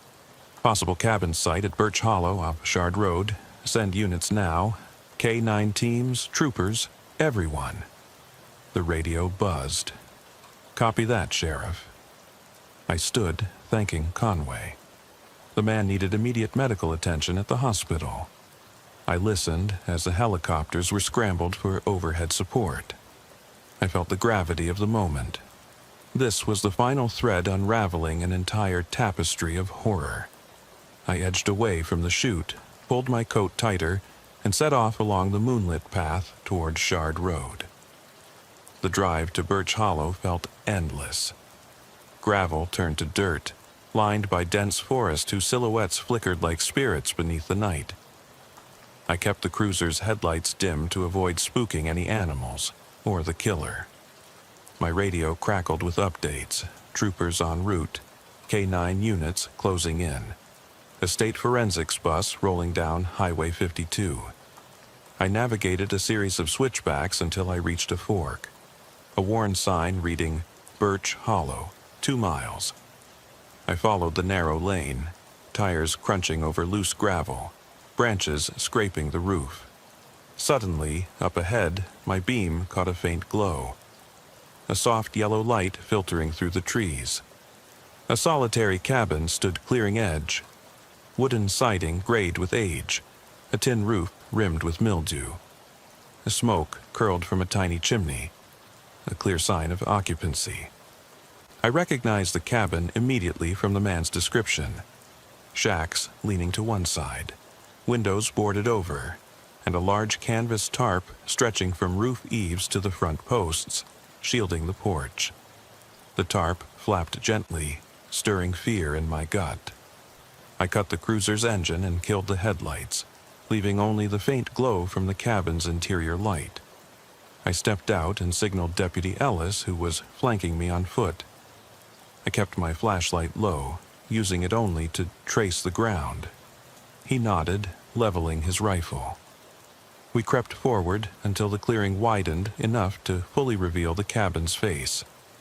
Under the tarp lay buckets stacked, gelled wet lye and lime covered with thin plastic, burlap sacks full of cement.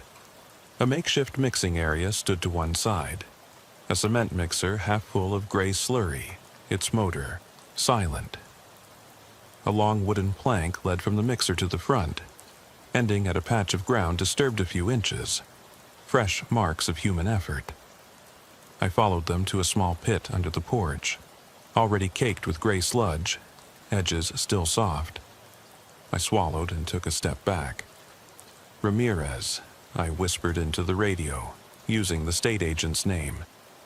We have a cook site ready to move in on 3, possible victim in that pit or nearby. I pressed the mic off and glanced at Ellis. On 3, I said. He nodded, sweeping his flashlight across windows. We started forward, boots on loose gravel. The cabin's door stood ajar, the interior light casting shadows that danced like restless ghosts. I took a deep breath, let it out slowly, and kicked the door open. Inside, the smell hit me first. A rancid blend of damp wood, bleach, and something foul, human waste or worse. Buckets of chemicals lined one wall, large jugs labeled sodium hydroxide, caustic lime. On a battered wooden table lay tools, hammers, chisels, a saw dusted in cement residue.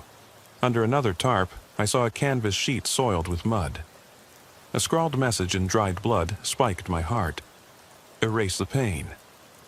I stepped closer, scanning every inch while Ellis covered my back. My boots clicked on the hardwood floor, boards warped, splintered with age. A low moan came from the doorway to the back room. Ellis swept his beam there. Barely visible under a thick layer of dust lay another concrete slab cradled in a wooden mold, half complete. I knelt beside it, carefully brushing away the top dust. The surface was too fresh to show prints, but I saw gummy edges. Wet cement beneath that hadn't fully set. I crouched and peered under the slab's edge. Beneath lay a young man, head shrouded in a hood, body curled in fetal position. His chest rose and fell in shallow gasps, still alive, but barely. "Medic," I barked into the radio. "We have a live male, approximate age late 20s, sedated. Trench for slab almost filled. Subject unknown, only one slab here." I reached down and gently slid my hand next to his wrist. No pulse. I felt sick. I pressed my earpiece. "Open the mold. We need to get him out now."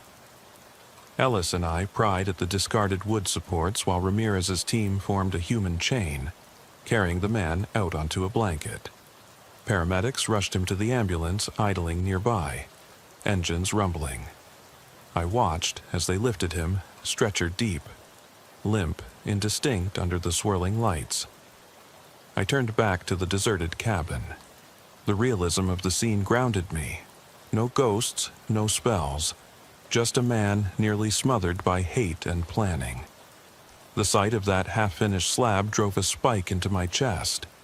This killer was methodical, specialized, almost surgical in his care.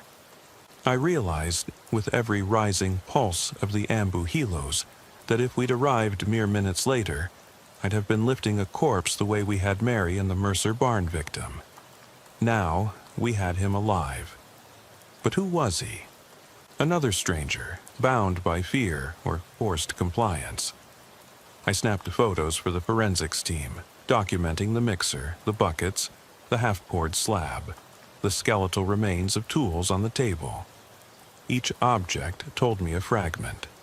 This was a secondary site. A copy of Egan's storm cellar, but updated, expanded, far more efficient. I stepped outside, pulling my coat tighter as cold wind swept over the clearing. The growing dawn painted pale blue across the sky. I looked at the pit under the porch. Black earth shimmered with wet cement flecks. I felt my throat constrict. It had been carved out just hours ago. I turned north, toward Cedar Creek Road, where deputies were blocking the highway. The suspect must have fled back that way, perhaps aiming to circle around or reach another site on the updated map. I called Conway over. "Check behind the barn, tree line. He might be hiding if he saw me arrive."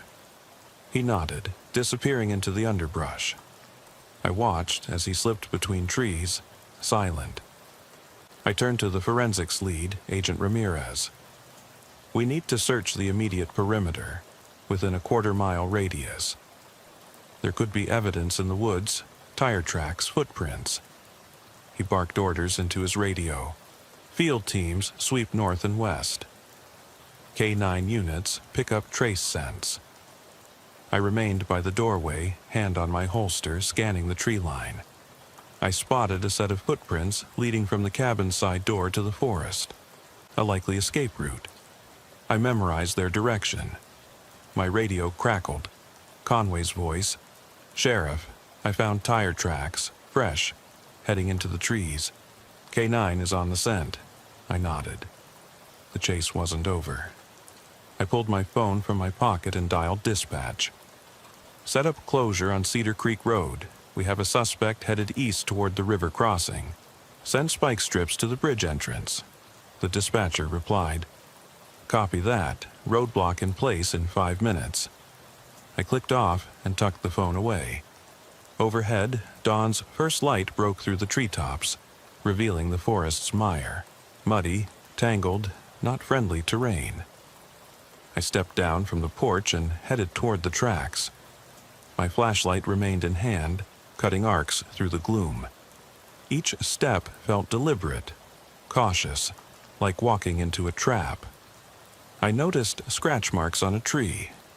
Fresh bark peeled away as though someone had used it to steady themselves. My pulse thundered. The forest became a maze of bare branches reaching like arms into my path. I could almost see shapes moving just beyond the beam, shadows shaped by fear. I followed the footprints to a shallow creek feeding into Cedar Creek. The ground was waterlogged, but I pushed through, water soaking my boots. The scent of wet earth filled my nostrils, an intoxicating mix of mud and decay. The tracks ended at a broken-down pontoon, half sunken in the water, trailer long gone. I knew the suspect must have ditched the boat and continued on foot.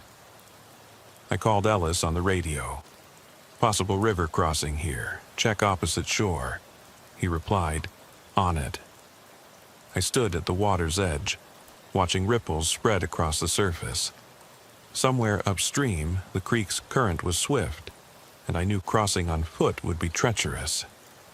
But desperation drives people. I glanced toward the distant silhouette of the Hospital Hill Ridge, where a paved road ran to the county line. If the suspect reached there, he'd vanish beyond our jurisdiction. I couldn't let that happen. I took out my torch and set it to strobe, hoping if anyone lurked downstream they'd spot it. Then I dialed mode 2 on my radio. "Conway, meet me at the crossing." "We need to flank him," he responded. "Be there in 2 minutes, Sheriff." I turned back to the water, wondering how many victims had ended up here, never found.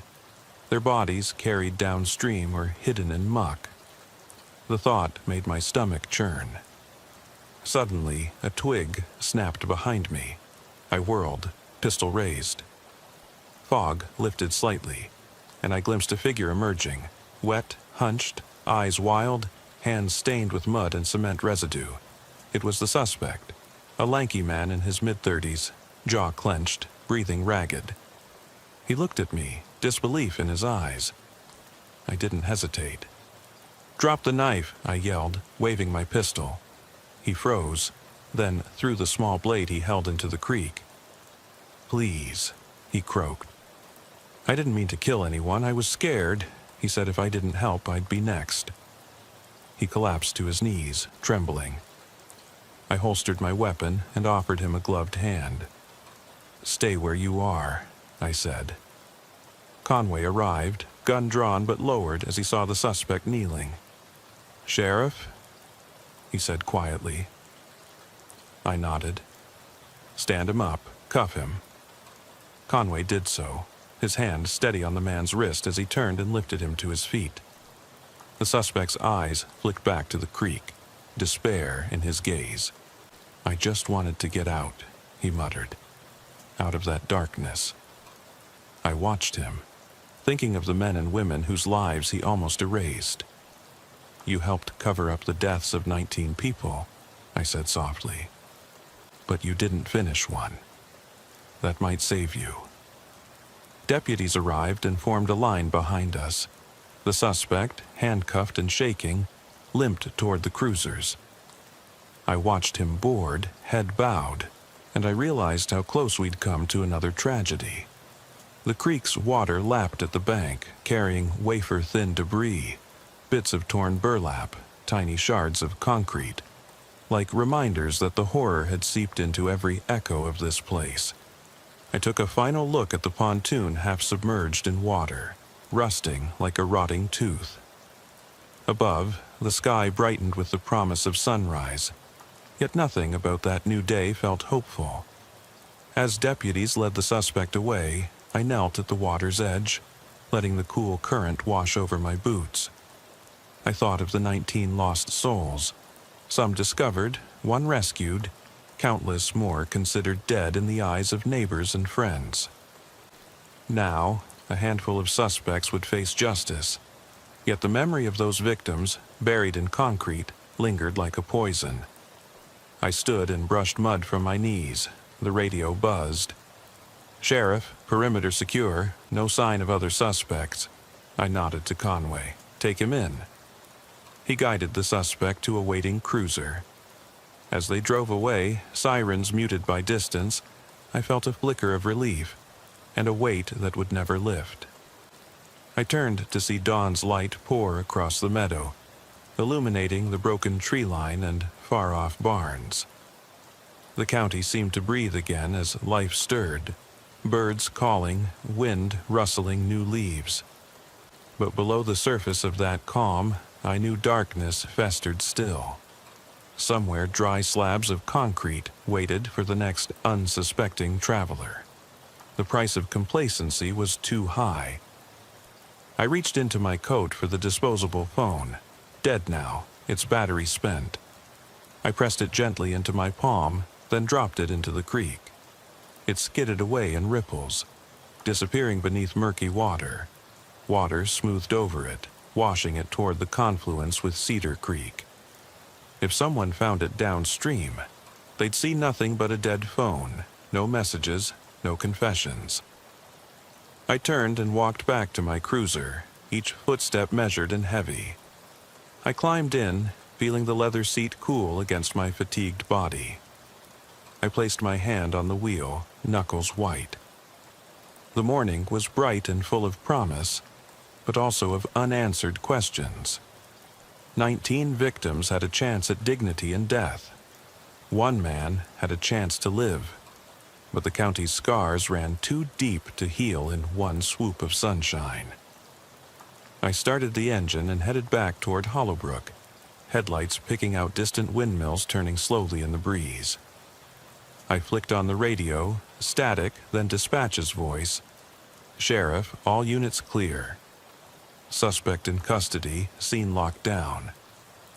I exhaled and closed my eyes for a moment, letting out a breath I didn't know I held. As I turned onto Highway 49, I felt the weight of the century-old oak whisper in the wind, its branches swaying like silent sentinels. Under its roots, the first victims might still rest, sealed in integrated fear. This county had a way of hiding horrors in plain sight, where only a tire track, a bruise, a piece of paper could reveal the truth. But now, after 5 relentless nights, I believed we'd finally unearthed most of it. Yet, in the corner of my mind, I felt something stirring, an echo of movement beneath the surface, a faint, rasping breath rolling across the fields like a lost soul. I rolled down the window, letting the breeze carry away fragments of frost and dust. The county sang its morning song, birds, tractors starting for morning chores, distant dogs barking. I drove on, eyes on the road, but I never forgot that deep in those woods, across those fields, someone else had to know. Concrete could hide bodies, but it couldn't silence memory. And in every silent slab there was a heartbeat waiting to be heard. I kept driving east on Highway 49, but my mind drifted back to that old oak, its roots tangled deep beneath the dirt, hiding secrets like veins of ice under the skin of the earth. The dawn light cut slanted shadows across the road. Every dark patch between the fields felt like an open wound waiting to be discovered. My radio lay silent in the cradle, but the station's chatter was there in my head. Reports of the rescued victims' condition, debriefs about the cabin site, new leads from Lisa Monroe and Emma Egan. Those names looped through my thoughts like a scratched record. As miles ticked by, I passed Hollowbrook's outskirts. Farmhouses beginning to stir, a milk truck rumbling toward the coop, a lone jogger in neon gear beside the old mill pond. From a distance, it looked normal, peaceful and quiet in the early light, but I knew better. Beneath that veneer, bodies lay, or once lay, entombed in concrete, hidden in sheds and barns and fields where no one ever looked too closely. And someone else had picked up that same deadly blueprint. Someone who thought they could learn from Egan's methods, drop another slab, scroll another name into oblivion. I parked outside my house on Maple Street around 0630 hours. The air was cool enough to fog the windshield. I sat for a while, hands on the wheel, just breathing. The distant clatter of a newspaper hitting the porch drifted up from the mailbox corner. I reached over, pressed the latch on the passenger door, and grabbed the day's paper. The headline on the front page read, "New evidence in Hollowbrook concrete case, survivor speaks out." I flipped to the article. Mary Collins had been stabilized at County General. They didn't expect lasting brain damage, but she'd be in the hospital for weeks. Her family issued a statement, thanking the sheriff's office and the anonymous teenagers who called it in. I felt a lump rise in my throat. Getting her out last night had been a near miss. 10 more minutes, and she would have been another slab, just like Henry Turner, like Louis Whitaker. I set the paper aside and reached for the coffee mug on the passenger seat, stone cold. I turned the key to crank the heater, but thought better of it. I needed to see the world unfiltered, even if it meant the chill of early morning. I stepped out of the cruiser, boots crunching on frost-tipped grass, and walked onto my porch. My front yard, normally nothing but a tidy lawn and a few flower beds, felt heavy. I thought of every family who'd never known their missing loved one had been erased beneath a layer of concrete. I thought of Emma Egan, quarantined in her own guilt, and Lisa Monroe, staring at her shoes like she'd grown 2 sizes younger overnight. I thought of the man we'd pulled from Mercer Barn, clutching life by a thread. I felt a tingling at the back of my neck, like someone's gaze was on me, even though I was alone. I surveyed the quiet street. A few windows dark, blinds drawn, others flickering with early morning news shows. Then I saw a car idling at the curb across the street. Its engine, rumbling like a panther primed to pounce. A dark sedan, tinted windows, no plate visible in the dim light. I stiffened, heart accelerating. Could be a neighbor, could be one of the deputies off shift. But something about the way it sat there, unyielding and too still, set my nerves on edge. I stepped closer to the edge of my porch, flashlight ready in my left hand and my phone in my right. The car's windows were tinted so dark I couldn't see inside. No one moved, no headlights, just a breathing black hole on wheels. I inhaled slowly, trying to steady my pulse. I clicked open the phone and tapped the top screen. Dispatch, potential suspicious vehicle parked across from my house. No lights on, tinted windows. Appears unoccupied, but I'd like a check, please. The dispatcher replied immediately. Copy that, Sheriff. We'll send a unit to investigate. ETA 2 minutes. I clicked off, but kept my phone to my ear in case the car moved. My flashlight's beam danced across the sidewalk, illuminating threads of frost and the faint outline of a stray cat darting into a neighbor's shrub. The sun was cresting the horizon now, painting the sky pale pink, but the air felt thick, like storm clouds brewing low. After a minute that felt like 10, I watched a figure emerge from the passenger side of the sedan, shoulders hunched, hat pulled low. He stepped onto my lawn, hands in pockets, edging toward the front door. My heart froze. It was Deputy Ellis. My relief nearly turned to anger. If anyone knew my address, it was him. But then I saw the slump of his shoulders, the glazed look in his eyes. he didn't see me on the porch. He took a few steps up the walkway, leaned against the door frame and pressed something into my screen door, a folded slip of paper. Then he turned and retreated to the sedan as quietly as he'd come. The engine rumbled once as he slid in, then paused. A minute later, the car's taillights flicked on. Then they were gone down the street, swallowed by dawn's glow. I kept my gaze locked on the road as their lights disappeared, then watched the space where Ellis had pressed the note. The front door of my house was solid oak with a narrow mail slot near the bottom. I closed my eyes for a heartbeat, thinking, what did he want me to know? What was so urgent he couldn't say it in person? I started toward the door, but my trembling hand hesitated. Then I cracked it open and bent to retrieve the paper. A plain, lined slip, the edges marred by creases. My flashlight revealed the writing, scrawled in Ellis's neat, even print. "Sheriff, it's not over. The final slab is here. Let Under Oak." I watched them bury it at midnight. Don't go alone. I stared at the note, the words twisting my gut. Let Under Oak.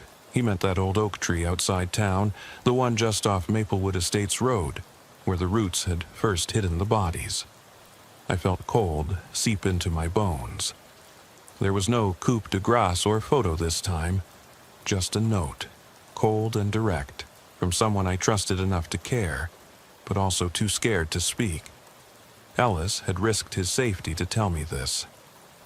The final slab. That could only mean they'd come full circle. They'd buried someone new at that ancient oak, where Egan's first victims had lain for years. I thought of those names. Harold Jenkins, the hitchhiker. Ruth Carver, the vagrant. Could there be one left? Another vulnerable soul they'd thought nobody would notice. I returned to my cruiser parked under the streetlight. The engine remained off. I folded the note, slipping it into my pocket, then grabbed my coffee, cold now, and took a long drink. I gripped the wheel and watched my reflection in the cracked windshield. Haggard, dark circles under my eyes, jaw clenched with pain and determination. The oak was only 3 miles away, and yet it felt walled off behind a haze of dread. I flicked on the headlights and steered onto Maplewood Estates Road, mind whirling with questions. Who was this final victim? Was it someone alive, or someone already dead and newly entombed? Was it someone I knew, a neighbor, a stranger, or worse, a deputy? As I turned onto the narrow road leading to the oak, the radio croaked to life. "Sheriff, we've got a hunting alert. Season's over, but someone set up a deer call near the oak. Might be activity." I replied, "I'm en route." "Notify backup. Conway and Ramirez head to Let Under Oak. Full lights. Proceed with caution." The dispatcher confirmed, and the radio went silent again. The road narrowed further, tree branches arching overhead like tied knots of black. The sun was higher now. Gone was the pale dawn, replaced by a palette of gold and green as beams filtered through new leaves. The air smelled of wet earth and budding grass. I felt the tension knot in my gut as I passed the old mercantile building, then the abandoned schoolhouse, until the oak's canopy rose ahead, huge, its trunk wide enough to hide half a man. There, under its roots, the earth had been disturbed for decades. First, a pit where Egan's victims had lain, now overgrown and reclaimed by moss and brambles. The county had tried to fill it, label it a protected spot, but it remained as a silent sentinel to horrors past. I parked the cruiser alongside the narrow pull-off. Faded yellow paint marking "No Parking," now worn away.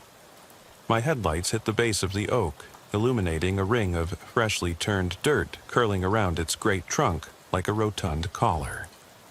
A line of stakes driven into the soil formed a crude rectangle, 2 by 3 feet, big enough for a human to lie in, My pulse hammered so loud I could feel it in my temples.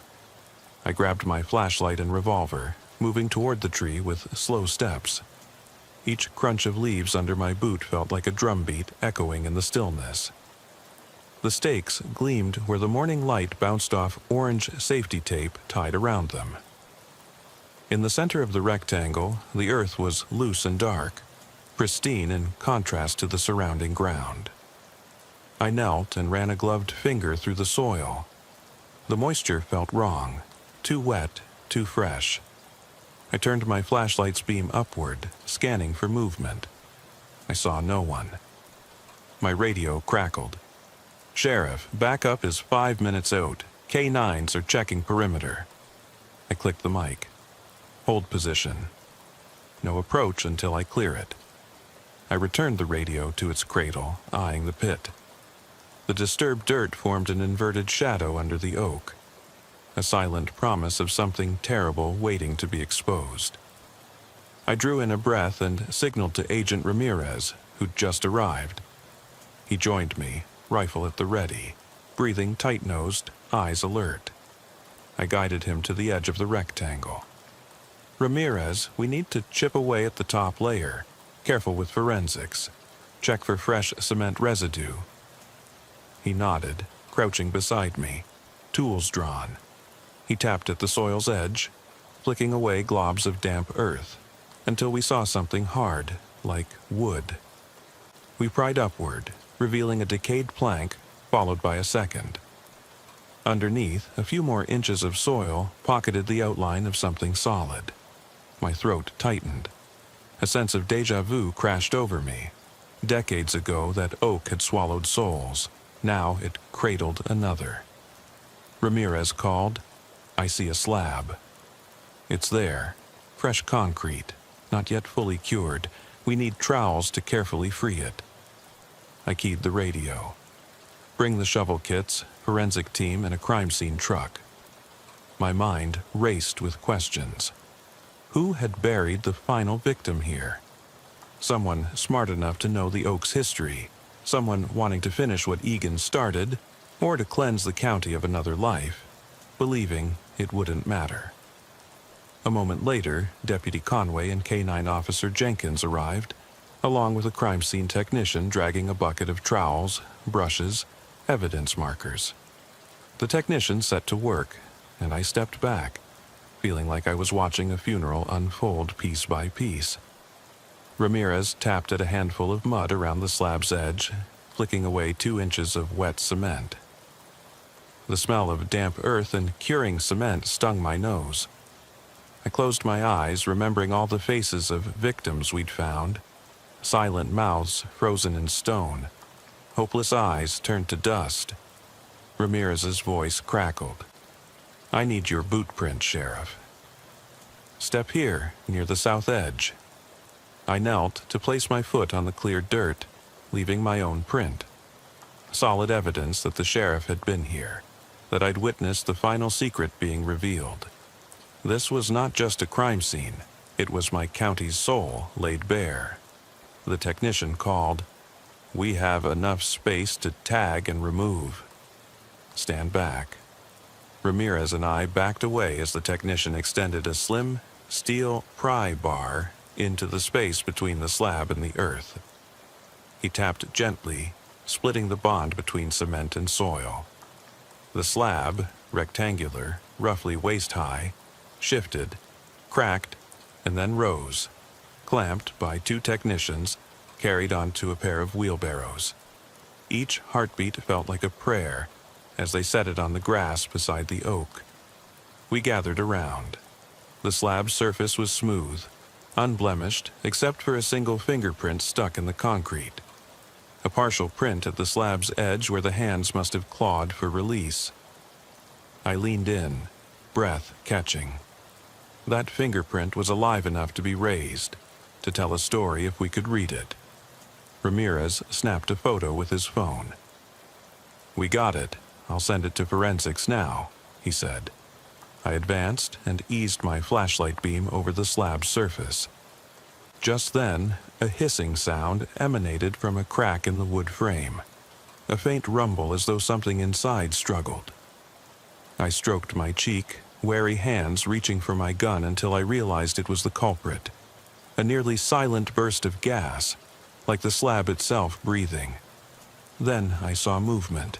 A hand curled along the slab's edge, skin pale, irritated by the pressure of cement. Under that digit, a finger flexed, as though aching to push away the slab, to gasp for air. A gasp escaped my lips as I peered closer. The form beneath was an elderly man, in his late 60s, gaunt and gray-haired, wearing a plaid shirt and jeans. His eyes fluttered open, bloodshot, pupils darting with confusion.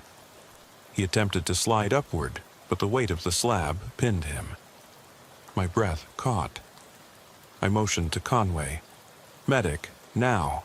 Get him off this slab." Conway knelt beside me, pistol still in its holster but ready. He pressed a hand on the slab's edge and, with the technician's help, lifted it enough to free the man's upper torso. The slab's weight threatened to pin us too, but we held on, careful to let the slab tilt just enough. Underneath lay a network of shallow ribs, delicate collarbones, each inch of his chest heaving for oxygen. He stretched out a trembling hand to brace against the oak's roots. I slid my flashlight's beam onto his face, eyes wide with terror, mouth working in silent plea. "Sir," I said, voice low, trying to reassure while my heart threatened to explode. "You're safe now. We're getting you out." He took a rasping breath, lips curling into a shape I couldn't hear. His eyes met mine. "Sheriff, I knew you would come, but you can't stop what's coming next." His words slithered into my ears. Something in his gaze flickered between relief and something darker, an unsettling calm. I leaned in to catch his words. "They're just beginning. You found one slab, but the final one, it's already starting." Then his head slumped, eyes rolling back in exhaustion. I yelled, "Clear a path! EMS now!" Conway and Ramirez lifted him gently, sliding him onto a tarp and into a waiting ambulance. Sirens burst to life, screaming down the narrow road. I took a step back, watching as the paramedics worked to stabilize him. My mind reeled. He'd been buried alive under that oak, helpless for hours, maybe the entire night, waiting for someone to find him. And he'd known more. They're just beginning. Who was they? How many more were still to come? I grabbed the fingerprint-wrapped slab and walked it over to the crime scene truck, knowing forensics would lift the print, try to match it to our database. But my thoughts lay elsewhere. How many more had disappeared since last night? How many bodies still hid, waiting for the county's memory to catch up? And who exactly was orchestrating this renewed spree? I looked back at the oak, branches swaying coldly in the morning breeze, as though whispering a warning. There are more of us. We watch, we wait. I climbed into my cruiser, radioing dispatch. "All units stand by for search orders. We have one survivor, multiple leads, and a suspect network. Let's cordon off every wooded parcel, every abandoned structure. No place is too small." As I switched off the radio, my gaze fell again on that oak, sturdy and unyielding. I felt its roots beneath the ground, felt their cold fingers pressed against secrets. I swallowed, thought of every slab we'd chipped away, era after era, layer after layer, and realized the oak's trunk was like a living ledger, each ring marking another hidden crime. I started the engine and pulled away, driving west this time toward the sheriff's station. As I passed empty fields and abandoned barns, daylight bled across the sky, bright enough to blind, but not bright enough to banish shadows. I knew this wasn't over. The final victim under the oak's roots was only the beginning of another chapter.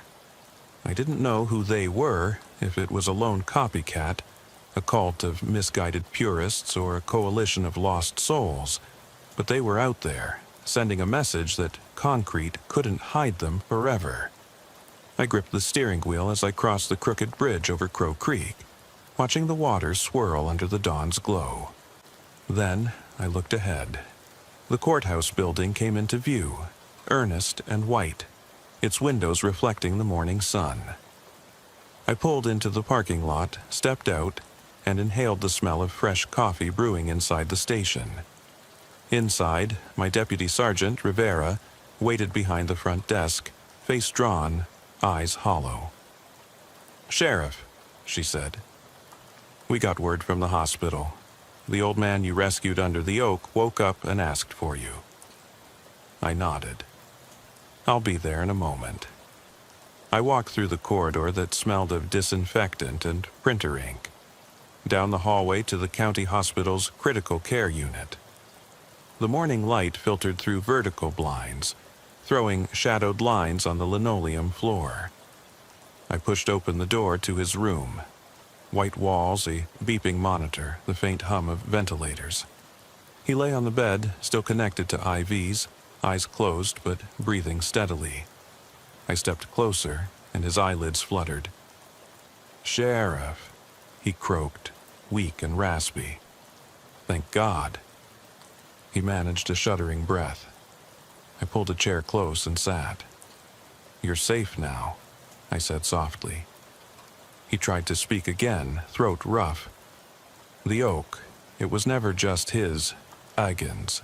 The oak, it held meaning for them, something older, darker. His gaze slid beyond me to the tree, visible through the window. They came for more than vengeance. They believe the oak is sacred, a place of judgment. My heart tightened. Who is they? His gaze flickered, as if fighting to focus. They, a brotherhood, a hidden circle. They worship silence. They think by sealing bodies in concrete beneath the oak, they'll cleanse the earth. Keep it pure. I glanced at the clipboard on the bedside table. Age 68, no known address, listed as a drifter found under the oak. But now I knew more. He was their herald, left to deliver this final warning. "Where else?" I whispered. "Where's their next target? How many are in this brotherhood?" His breath hitched. "There are too many. Started years ago, but they fractured. Now they reunite, under the oak's shadow." His eyes drifted closed. "Remember, concrete hides truth, but memory prevails." And then his chest stilled, eyes still. He looked decades old in that moment, ragged, a silent sentinel's final charge. I sat in silence, breathing shallow, feeling the weight of his words more than any slab's immeasurable tonnage. I realized the oak had been their altar, a place where they returned generation after generation. Egan was only the latest iteration. Now, this brotherhood had reformed, and by some binding oath believed themselves the guardians of a dark mandate, to scour the county's edges of impurity, to entomb the unwanted in concrete as a means of moral cleansing. They'd taken Egan's gruesome legacy and elevated it into something far more dangerous, something that could outlast any single killer or sheriff. I rose from the chair and stepped to the window, gazing at the oak in the distance. The morning wind set its branches to swaying in a slow, mesmerized dance. I felt a shiver crawl up my spine, a tremor of fear and purpose. The brotherhood was real, its members potentially scattered across the county, their faces unknown, and now I had a mandate to stop them, to dig out every slab, to identify every name, to sever every root that tied them to this place. They believed concrete could silence the innocent, but I knew memory was louder than stone.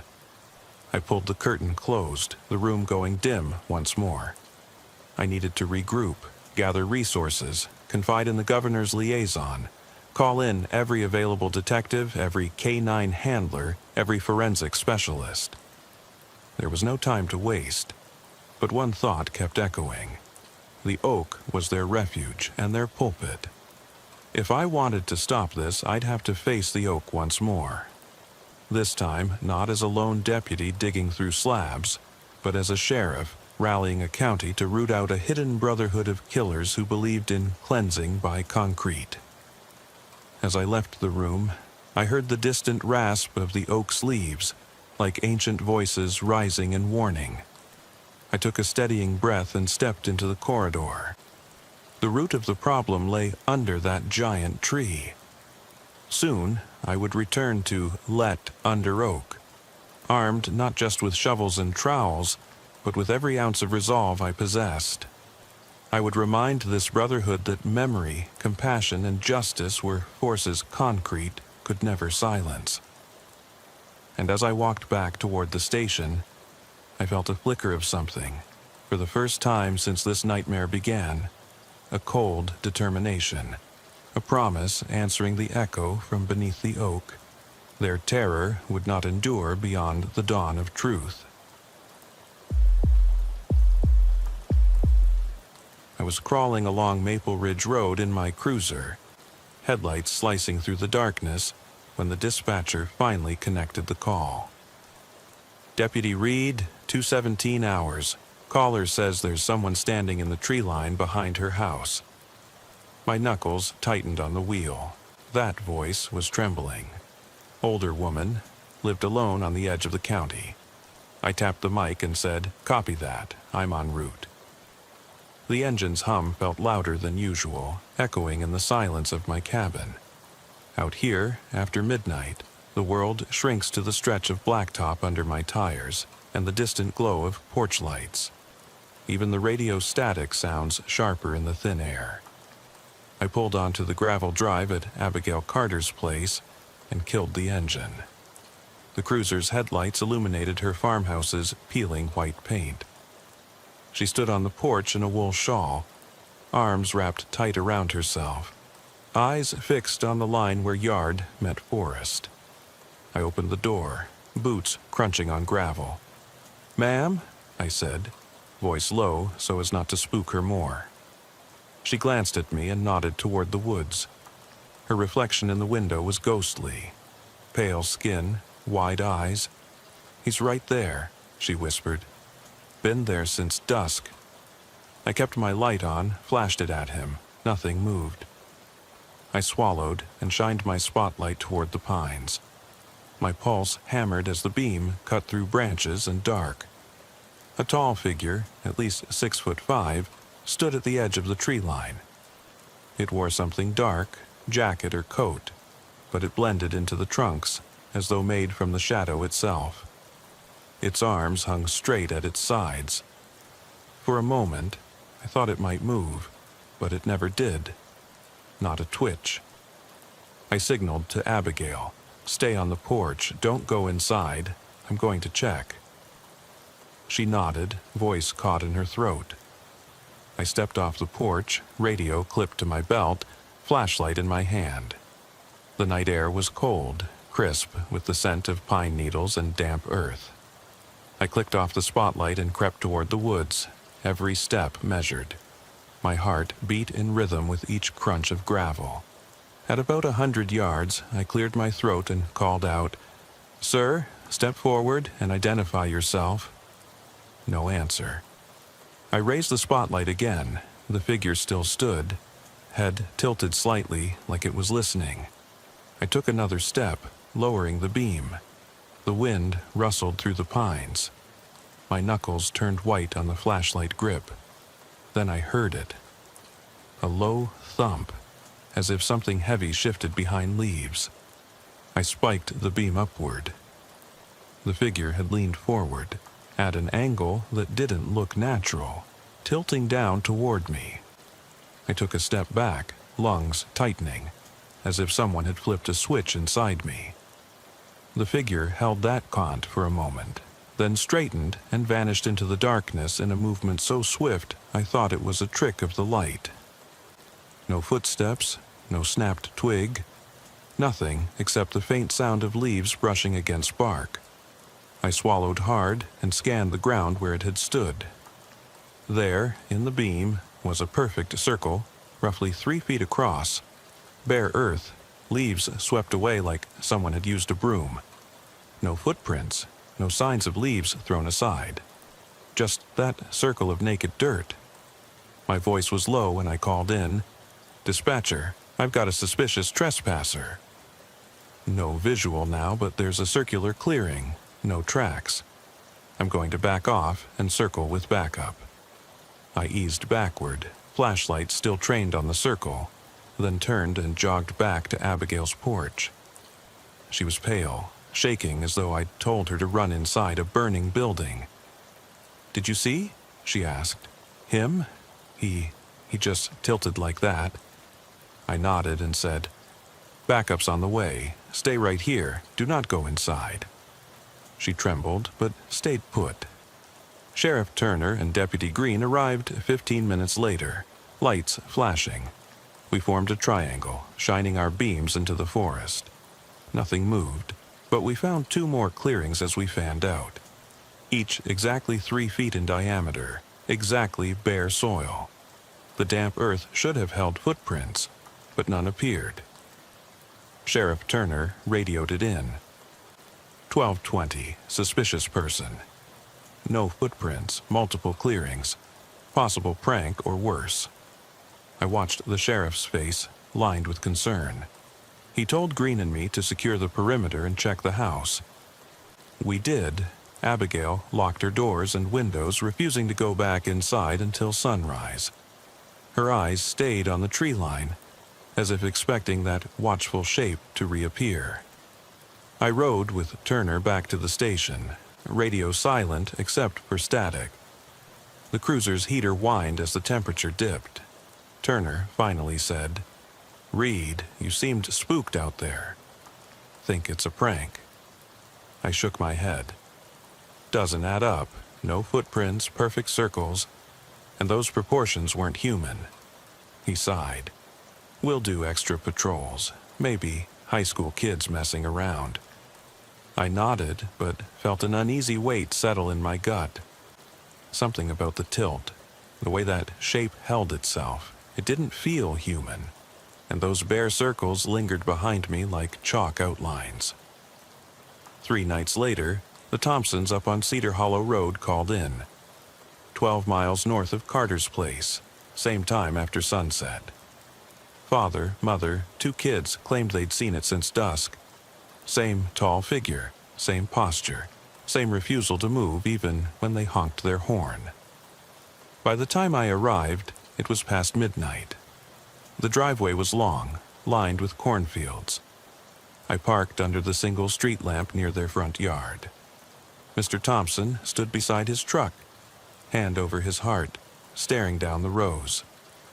"Been there," he said, pointing. I clicked on the spotlight, and there it stood, 6'5", gaunt, dark clothing, still as a scarecrow. I waved Green over. She raised her light too. Our beams crossed on the figure. It didn't flinch. We approached cautiously, radio calls echoing from our chest mics in clipped tones. At 50 yards, I announced, "Crawford County Sheriff's Department. Show yourself." The figure tilted again, bending from the waist at a staggering angle as if studying us.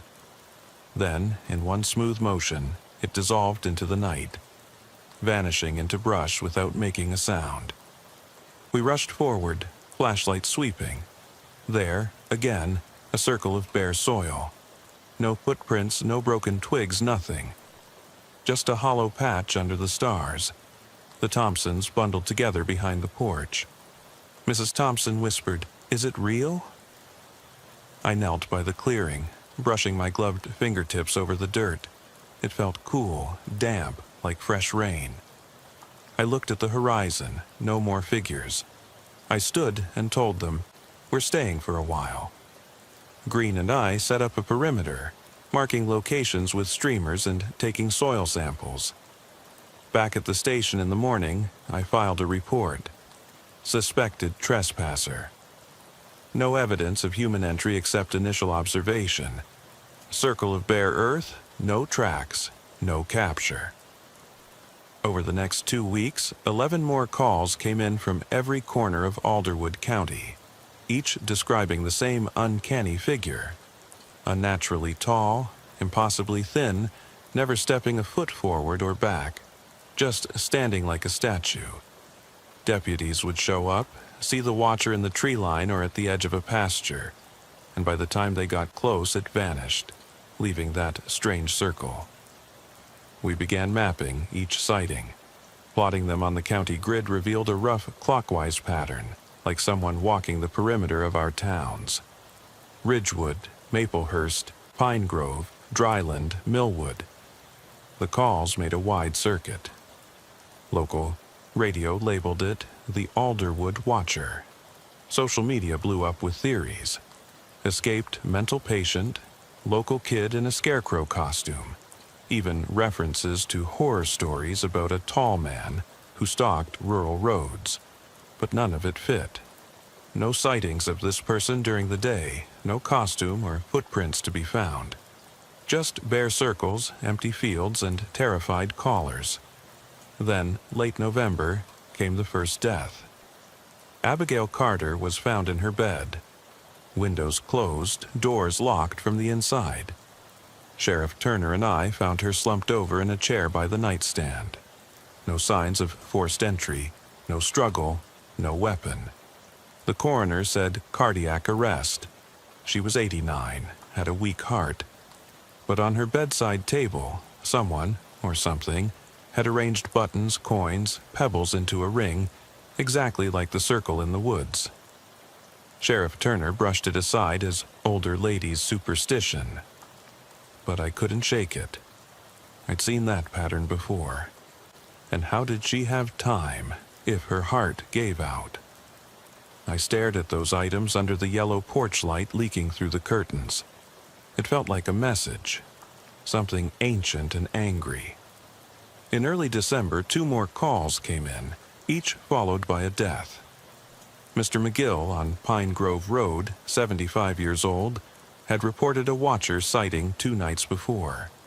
Found dead in his recliner, same circular pattern of keys and coins on the table. Widow spoke of a bone-deep chill that froze him solid. Then old Mrs. Delgado on Millwood Drive. Heart attack, circle of river stones laid in a perfect ring on her floor. Sheriff Turner and I exchanged looks at the station. He kept calling it coincidence. I kept thinking pattern. The desperation in my gut grew like a wound that wouldn't close. I spent nights reading old county records and local history books by lamplight.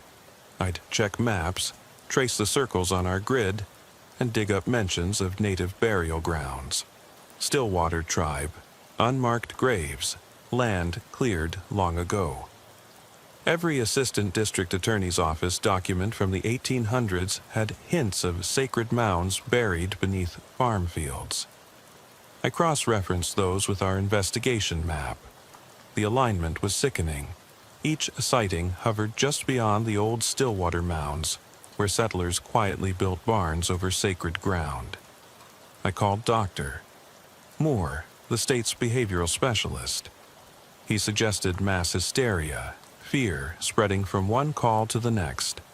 Elderly folks dying of fright or natural causes triggered by panic. But when I laid out my notes about circles, clay, bare earth, he frowned. Mass hysteria doesn't explain soil disturbances. Something else is happening. He stepped back, recommending I take leave. I refused. Not until we answer these questions.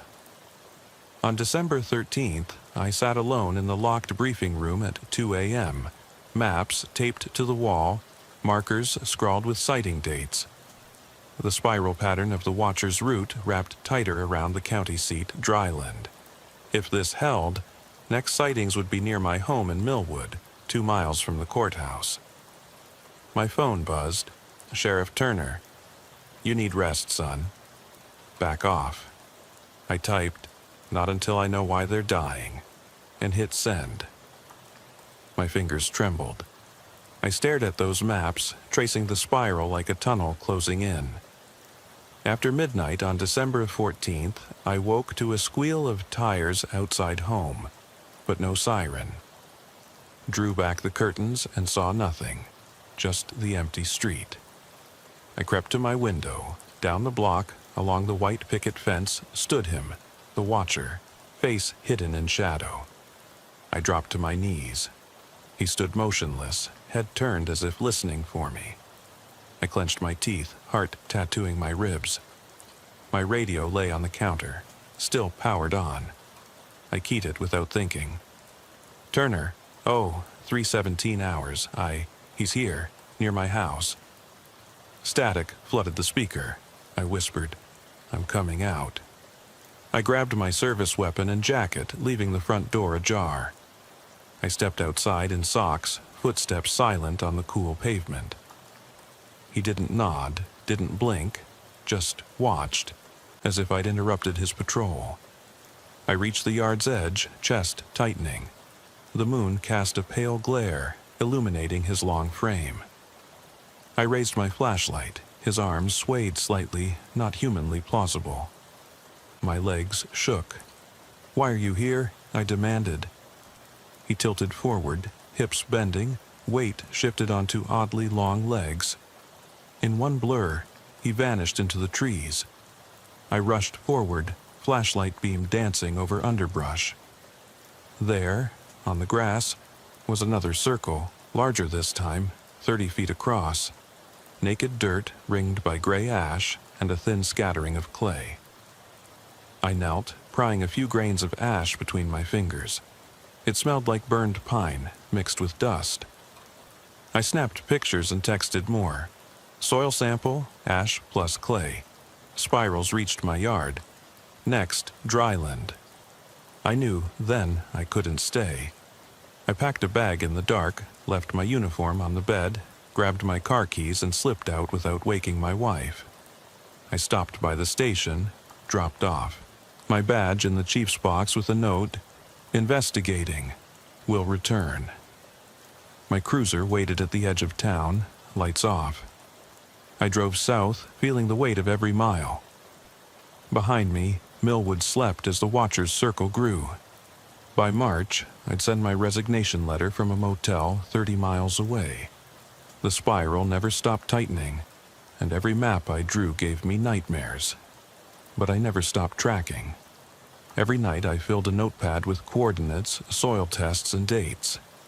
I knew he was out there, still walking that circle, still writing it into soil and fear. And I knew someday he would return for the spiral's center. I keep my radio on. It never picks up anything but static now. But sometimes, at exactly 3:17 a.m., I hear a soft tap on the motel door. I train the beam out the peephole and see a dark shape under the lamplight, taller than a man, shoulders too narrow, face gone. I step back, heart rifle shot in my chest, praying it's a trick of the mind. But when I open the door, there's nothing. Just a perfect circle of ash and clay laid on the welcome mat. I kneel, fingers trembling. The wind whispers in the pines. The spiral ends here, but I can't escape what I saw, because the watcher isn't done. It's still tracing hollow circles around my life, and I'm not sure if I'm next, or if I've already been claimed. I parked my cruiser 20 miles south of Alderwood County, at a rundown motel beside a lonely diner whose neon sign flickered in the rain. My uniform lay folded on the passenger seat, badge tucked away beneath it. Nothing in my life made sense anymore. Every clear circle, every death, and now the watcher's final message on my doorstep. A ring of ash and clay that spoke of something relentless. I crossed the wet street and sat at a corner table inside the diner, the smell of grease and stale coffee clinging to my clothes. A lone waitress set a mug of black coffee in front of me without speaking. I stared into the dark liquid, the reflection of flickering fluorescent lights dancing on its surface. and wondered if I was slipping into a nightmare that had no waking. I spent most days holed up in my motel room, poring over maps spread on the bed, red lines tracing the spiral of the Watcher's route. Each concentric loop seemed to pull me deeper into something I barely understood. My nights, though, were the worst. I kept the door locked, chain-latched, yet always thought I felt a presence outside my window. The graphite-gray clouds above churned like boiling water, and every gust of wind sounded like dry leaves scraping across glass. I couldn't sleep more than a few hours at a time without waking at precisely 3:17 a.m., the hour I first saw him at my own front yard. Behind the thin plaster walls, I heard creaks and distant thuds that set my teeth on edge. I'd driven here with a handful of journals, the evidence I'd collected, soil reports, photos of clearings, handwritten witness statements from the 11 sightings and the 3 deaths. I'd also smuggled out my service weapon and my pistol. My hands still shook every time I touched the metal. Bullets felt like a poor defense against whatever stalked the darkness. I periodically checked my phone, but the battery drained quickly. I'd texted Turner and Dr. Moore once, letting them know I was alive, but neither replied. I realized they probably wrote me off. Maybe hoped I'd be found wandering in the woods, or that my obsession had finally claimed me. My only conversation these days was with scribbles in notebooks. I knew the Watcher's spiral had 8 major points: Carter's house at Maple Ridge, the Thompson farm on Cedar Hollow, the McGill place, the Delgado residence, and so on, stretching inward until only dryland remained. The last point I'd marked was my own home, now abandoned, a husk illuminated by distant streetlights. Beyond that lay dryland, the county seat, the courthouse, the old library, the parks that dotted Main Street. If the spiral continued, the next appearance had to be within dryland's city limits. I stepped out of the diner around dawn and bought a newspaper, more out of habit than curiosity. The front page carried an article about 2 more seniors found dead in their locked homes. Both had reported sightings of something watching them a week before. The coroner's office ruled both deaths natural causes, attributing each to cardiac events in patients with pre-existing conditions. Each scene had the same signature: small objects, coins, buttons, marbles, arranged in a precise circle. The reporter quoted Sheriff Turner calling the new events unfortunate, but expected in a county experiencing heightened anxiety. They avoided any mention of the Watcher or circles of ash. I folded the paper carefully and tucked it into my jacket pocket. Turner's statement irked me, like he was trying to force a lid on something that clearly refused to stay hidden. That evening, I left the motel and drove north, skirting the county line to avoid being seen. I headed for dryland, keeping to back roads illuminated by occasional farmhouse lights. My head throbbed with tension. Every shadow at the side of the road threatened to leap into the beam of my headlights. When I reached a bend near the old rail tracks, I saw a single figure standing close to the fence. Tall, thin, wearing a dark coat that flapped in the wind. My heart jolted. The Watcher stood motionless, staring at me. I braked, heart hammering, and rolled down the window. The chilly air rushed in, smelling of diesel and wet wood. I reached for my camera and snapped a picture, but when I raised the device, the Watcher had vanished. No rustle of footsteps, no whisper of movement. Just the wind rattling the wooden posts. I drove into dryland's deserted streets, glancing at storefronts with boarded windows. The courthouse loomed ahead, a brick structure built in 1883, its windows dark, the clock tower's hand stuck at 2 minutes to midnight. I parked across the street and stepped out, flashlight in hand. The hush pressed down on me, my breath fogged in the beam of the light. I crossed the sidewalk and approached the courthouse's front steps. On the sidewalk at my feet lay a circle of dark ash mingled with clay. Smaller than previous circles, maybe 2 feet across. My toes touched it. The ash crumbled beneath my boots. No footprints around it. No signs of disturbance except the ring itself. My pulse raced. I leaned down to bag a sample in a Ziploc from my pocket. A tidy envelope labeled Dryland Circle December 17th. I snapped a few photos and texted them to Moore with one word. Proof. No reply. I turned to head back to my cruiser, but the beam of my flashlight caught movement near the courthouse's north entrance. A man in a long overcoat, shoulders narrow, standing as still as a statue. He tilted forward slightly, then straightened. I swallowed, voice raw when I finally managed to speak. "Come on," I whispered to myself, stepping closer. The man, if it was a man, glided into the doorway without a sound. I raised my flashlight into the entrance. Dark corridor, peeling wallpaper, linoleum floor scuffed and cracked. I clicked off the flashlight and listened. My boots echoed as I took a step inside. The door creaked shut behind me, swallowed in the darkness. The air smelled dusty, like old papers and mildew, and my heartbeat rattled in my ears. I moved quietly, palm brushing my service weapon's grip. Every corridor branched like spokes of an old wheel. Rooms once used for offices, now empty except for discarded file cabinets. The hush was absolute, broken only by my breath and the faint hum of the old furnace somewhere beneath the floorboards. I followed the source of a whisper, soft, like someone mumbling under their breath, down a hallway lined with tall windows.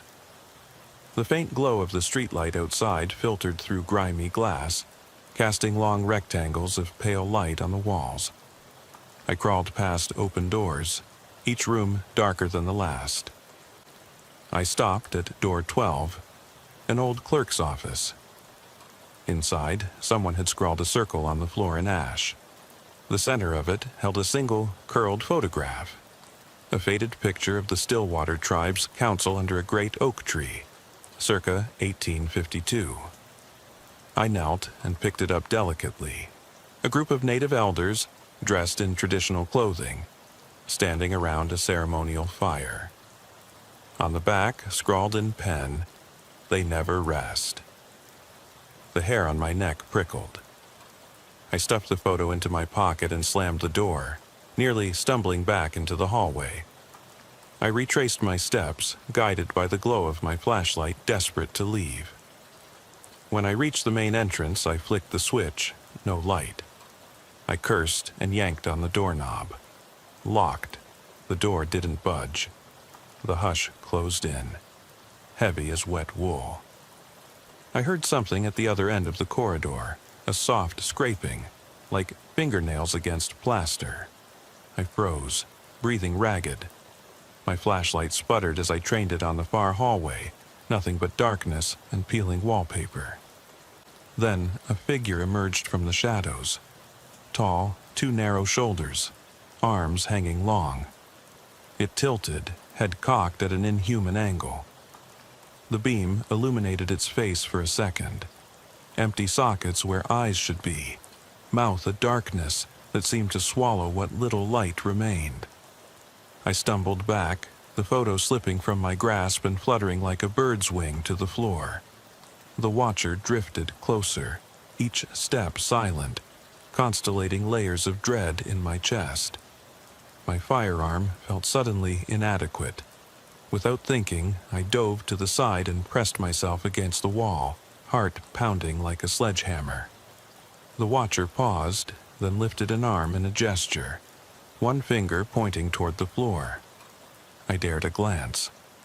On the dusty linoleum, another circle had appeared, scored into the surface by something unseen.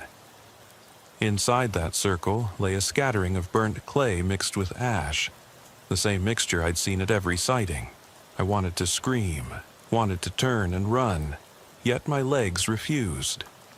The watcher tilted forward more, like an old tree bending toward the wind before snapping. Its face was blank, featureless, yet I felt its gaze pin me to the floor. The temperature dropped so fast I could see my breath against the dim light. I slipped my hand to my belt, fingers brushing the cold steel of my pistol. Then, without warning, the watcher dissolved into the darkness, as though the walls had swallowed it. Silence reigned. I swallowed, forcing my lungs to expand.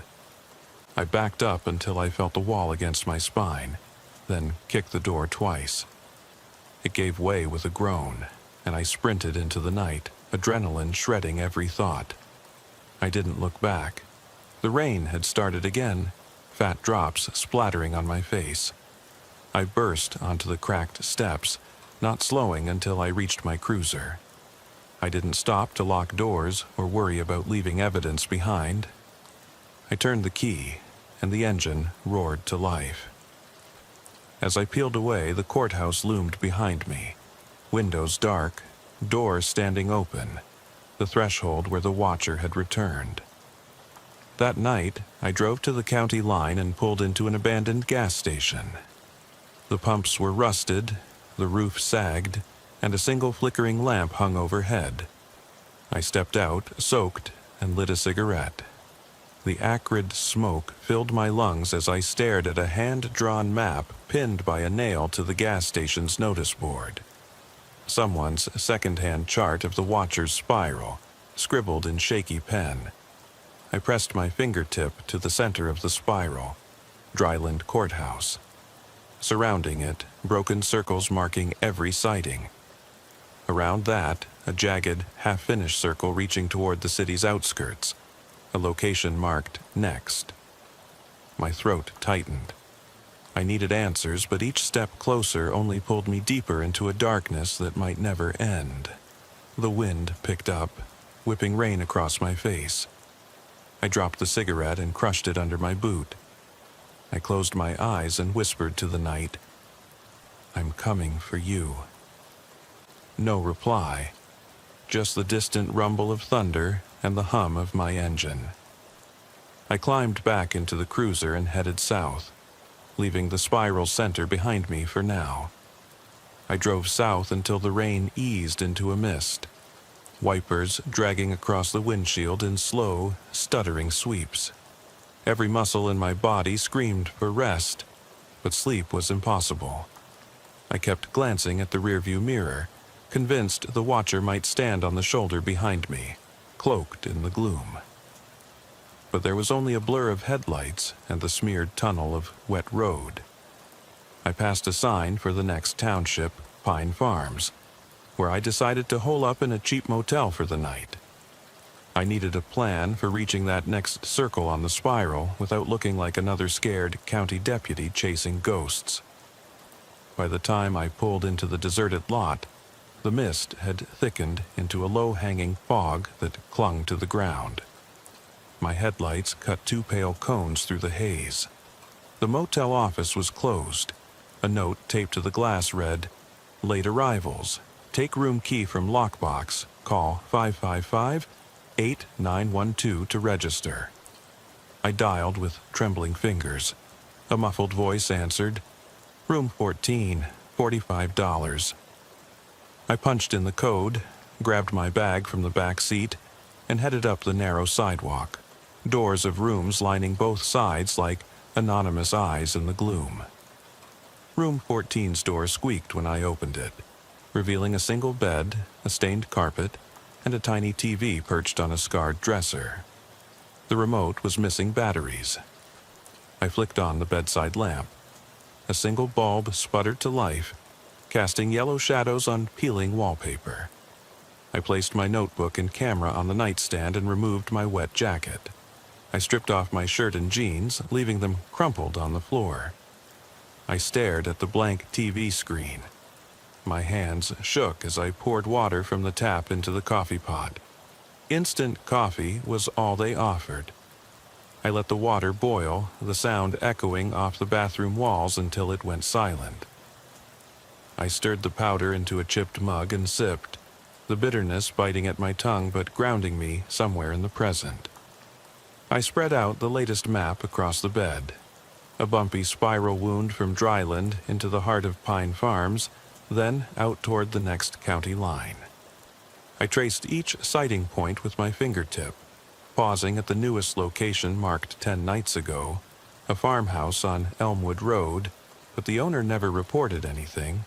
Neighbors did, though. I needed to confirm that house was next on the spiral. I flipped through my notes. No direct call had come from Elmwood Road, but amateur investigators online claimed a blurry photo of the watcher came from someone's security camera there. I felt a flush of anger toward those amateurs, chasing it like a story. They weren't deputies. They hadn't seen what I'd seen. They'd never found the circles or watched the elderly die clutching their chairs. Slamming my fist against the mattress, I pinched the bridge of my nose. I'd been away from Alderwood County for weeks, but every move I made tracked back to that spiral. I took a deep breath and forced myself to stand. I retrieved my service weapon and holstered it, slipped my cell phone and pager into my pocket, and put on fresh clothes. A dark hoodie, cargo pants, and boots.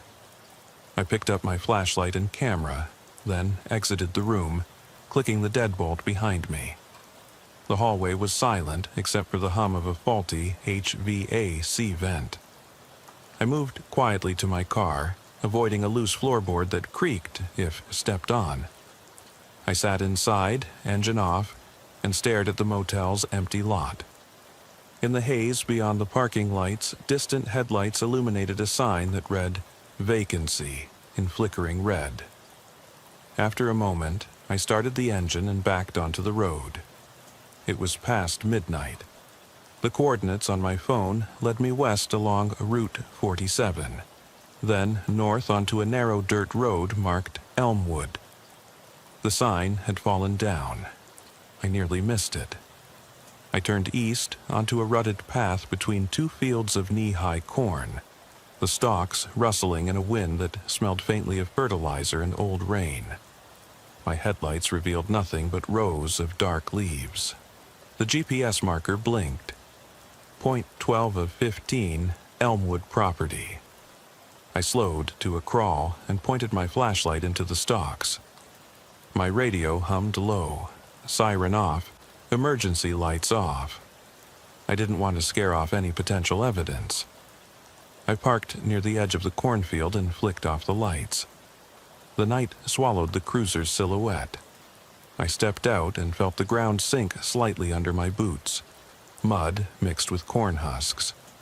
The fog had grown thicker, clinging to my clothes. I clicked the flashlight on and clicked off the safety on my weapon. I started down a narrow path between rows, every step muffled. The silence felt immense, as though the world had drained of sound. After 50 yards, the rows opened into a clearing. The moon peeked through low clouds, reflecting off a low barn that leaned to the east, paint peeling and boards rotted. The structure must have been abandoned for years. The clearing's soil was churned in spots, evidence of wild animals or tractors. My flashlight beam caught a rectangular patch of bare earth near the barn wall, roughly 3 feet across. My heart stuttered. Even in the gloom, I recognized that shape. I walked closer, shining the light over the circumference. The dirt was naked. Leaves and husks swept aside. I knelt and pressed a gloved fingertip into the soil. Cool, damp, coarse with bits of ash and clay. I spun on my heel to scan the perimeter. Corn stalks rustled, but no figure stood among them. Everything felt still, almost expectant. A faint click sounded behind me, like a loose joint in the barn's framework. I spun my flashlight toward the barn's entrance. A large sliding door hung half open, swaying in the wind. The beam revealed the interior. Broken hay bales, rotted wooden beams, and shadows that could be anything. I stepped toward the door, every sense tuned like a taut wire. The only other sound was the steady drip of rain that had begun once more, now striking the tin roof with a hollow beat. I crossed the threshold into darkness deeper than I expected. My beam grazed the floor. Boards sagged under pockets of damp hay. Something scuffled beyond the reach of my light. I clicked my tongue, trying to force the sound back, and the hush returned. I flicked the flashlight to the left. A broken crate, hand-carved letters on its side, Stillwater artifact, property of D. Carter, and the rest illegible. My breath caught. I remembered Abigail Carter. Her home had been the first point on the spiral. Now, here lay a crate bearing her name, or something bearing her name, overgrown with rot and mold. I crouched to inspect deeper. Inside was splintered wood, scraps of cloth, and a tattered scrap of paper. I touched it gently. The paper felt brittle. I unfolded it in the dim beam. It bore the same group photograph I'd found in the courthouse.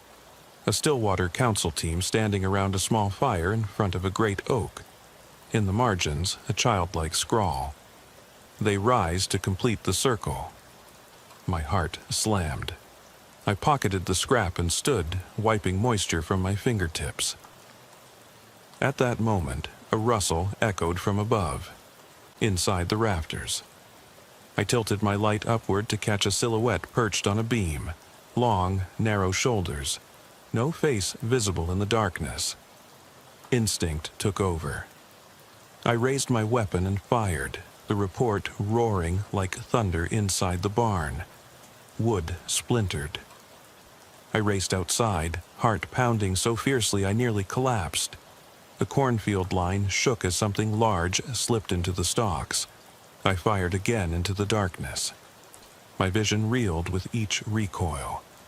Breathing ragged, I turned away from the barn and sprinted toward my cruiser, sinking in mud. My flashlight skidded across the ground, flickering out. I reached the cruiser and slammed the door, fumbling for the keys. The engine roared to life, and I peeled away without looking back. In the rearview mirror, I glimpsed a figure standing by the barn's entrance. Tall, narrow, clothes hanging loose, tilting at that impossible angle. It watched me go. I didn't stop until I reached a small motel on the far side of Pine Farms, then drove another hour south to a place called Willow Creek. I needed distance, clear thinking, but doubt clawed at me. Had I really hit something? Or someone? The barn had returned a bullet's worth of splintered wood, but no body, no blood, nothing. The soil sample in my glove box was damp, still warm from where I had knelt. I pressed the ash between my fingers in the motel parking lot, feeling grit beneath my skin. I tore open the scrap of paper from the crate, the still water photograph. Edges charred as if set to burn but rescued at the last moment. I stared at the faces of the elders, their eyes captured in black and white. Pristine, calm. Under their feet, leaves scattered at their feet like confetti. At the bottom, a single line in the same shaky scrawl. Complete the circle. Inside the motel room, I sat on the sagging bed and laid the photograph beside my field notebook. My phone buzzed, a text from Dr. Moore. He wrote, "Reed, seen the sample? Confirmed human ash plus local clay. Need you back ASAP. If you fired at it, we have a problem." I didn't respond. I stared at the keyboard, thumbs trembling. The words on the scrap of paper seemed to burn into my mind, complete the circle. Each sighting, each death, each circle of dust was part of a ritual beyond my understanding. And now I'd shot at it, perhaps offended it. I'd shattered part of its body, if it even had a body. The wind rattled the motel window, carrying a faint tap, like fingernails on glass. My breath hitched. For a moment it was silent. Then another tap, closer, lighter, deliberate. I slipped off the bed and inched toward the window, parting the threadbare curtain. The parking lot was empty except for a lone street lamp casting a dim halo. I scanned the ground outside, the hum of the heater followed by my own ragged breathing. I tapped the window with a forefinger, once, twice, calling out to myself that it was nothing. Then I saw it. A circle neatly etched in ash and clay sprawled across the patch of grass outside the lamp's reach. It was slightly larger than the one I'd seen at the courthouse, and right at its center lay the barn photograph scrap, placed face down so I couldn't see its message. My chest tightened. I stepped back, mind racing. The circle on the grass felt like a warning, a final piece of the spiral laid at my feet. I fumbled for my phone, dialing Moore's number again, but the line went straight to voicemail. I closed my eyes, hearing the motel's hum, the wind through the trees, and that faint rhythmic tapping, like a heartbeat just beyond the glass. I whispered to the empty room, "It's here." The tapping continued, slow, unyielding, counting down something I couldn't name. I swallowed hard, gripping the edge of the bed. My field notebook lay open beside me, scribbled with coordinates, soil readings, and names of those who died: Carter, Thompson, McGill, Delgado. 14 victims and 14 circles. Now 15, with my own motel room at the spiral's outer rim. I realized I was one turn away from the final point, a place I had no choice but to visit, but the thought of returning made bile rise in my throat. The tapping stopped. Silence reigned for a heartbeat, then resumed, this time from right behind me. I spun, weapon raised, heart slamming. The room was empty, shadows pooled in corners but nothing moved. My flashlight flickered on by the door, illuminating the wall clock's hands stuck at 3:17 a.m. The same hour everything began. I exhaled, but my breath stuck in my throat as a low creak came from the ceiling vent above me. I aimed my flashlight upward. In that vent's grate, I saw a dark shape, too narrow for a bird, too tall for a rat, leaning down. The beam caught a smudge where eyes should be, but there were no eyes, only a dark void reflecting the light. Its head tilted at a wrong angle, staring at me through the grate. I backed into the corner, weapon trembling in my hand. "What do you want?" I rasped. The shape didn't move except to tilt further, as though acknowledging my presence. Then it slipped back into darkness, swallowed by the rafters. The vent's grate rattled once, twice, then stillness came like a curse. I sank to the bed, breath rattling, mind racing. The ring outside the window, the scrap of paper in the circle, the figure above me. I had nowhere left to run. My phone vibrated.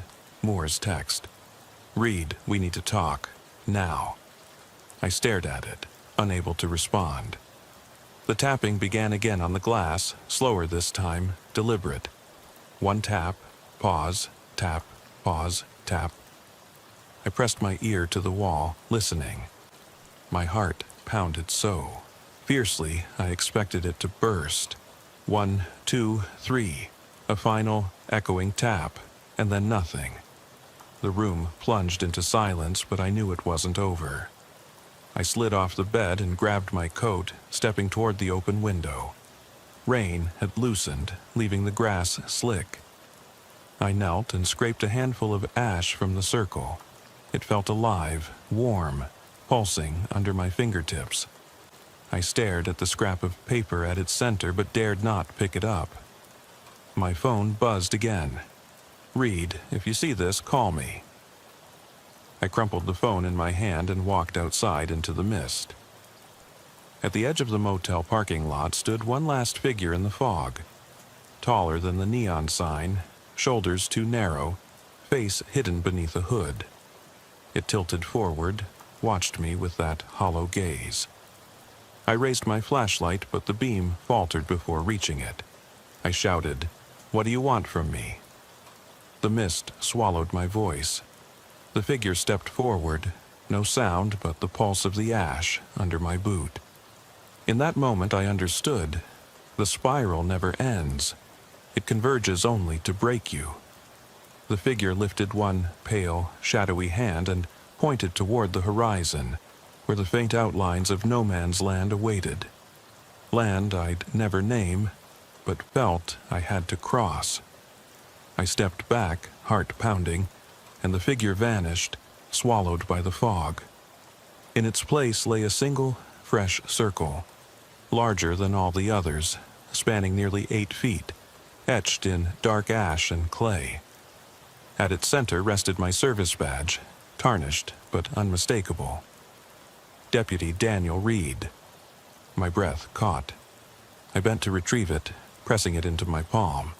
I ran my thumb over my name, feeling the metal's cold weight. The mist coiled around me like a living thing. I took a deep breath and stepped into the circle that lay half hidden in the fog, letting the ash and clay sift between my boots. Every muscle in my body screamed at me to turn around, but I forced myself forward.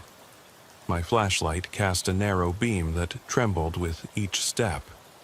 The edges of the circle were clearly defined, an inky ring of damp ash and clay, undisturbed by wind or rain, as though someone had laid it carefully that very moment.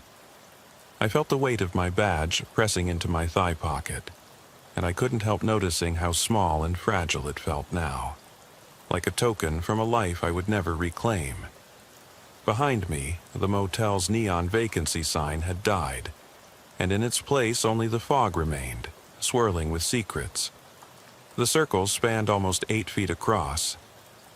Its center held nothing but a blank patch of ground, so black it absorbed the flashlight beam, giving no hint of what lay beneath. I inched toward that dark center, and the ground felt strangely warm under my boot. My heart pounded so hard I could almost feel my pulse in my ears. I knelt and scooped a handful of ash.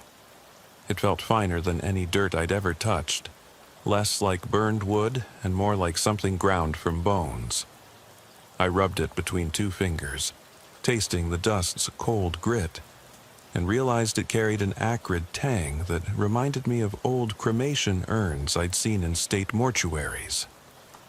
This wasn't just clay or forest ash. Something about it felt intimately familiar, like it came from somewhere I'd only glimpsed in nightmares. I stood and shone the flashlight across the circle's perimeter.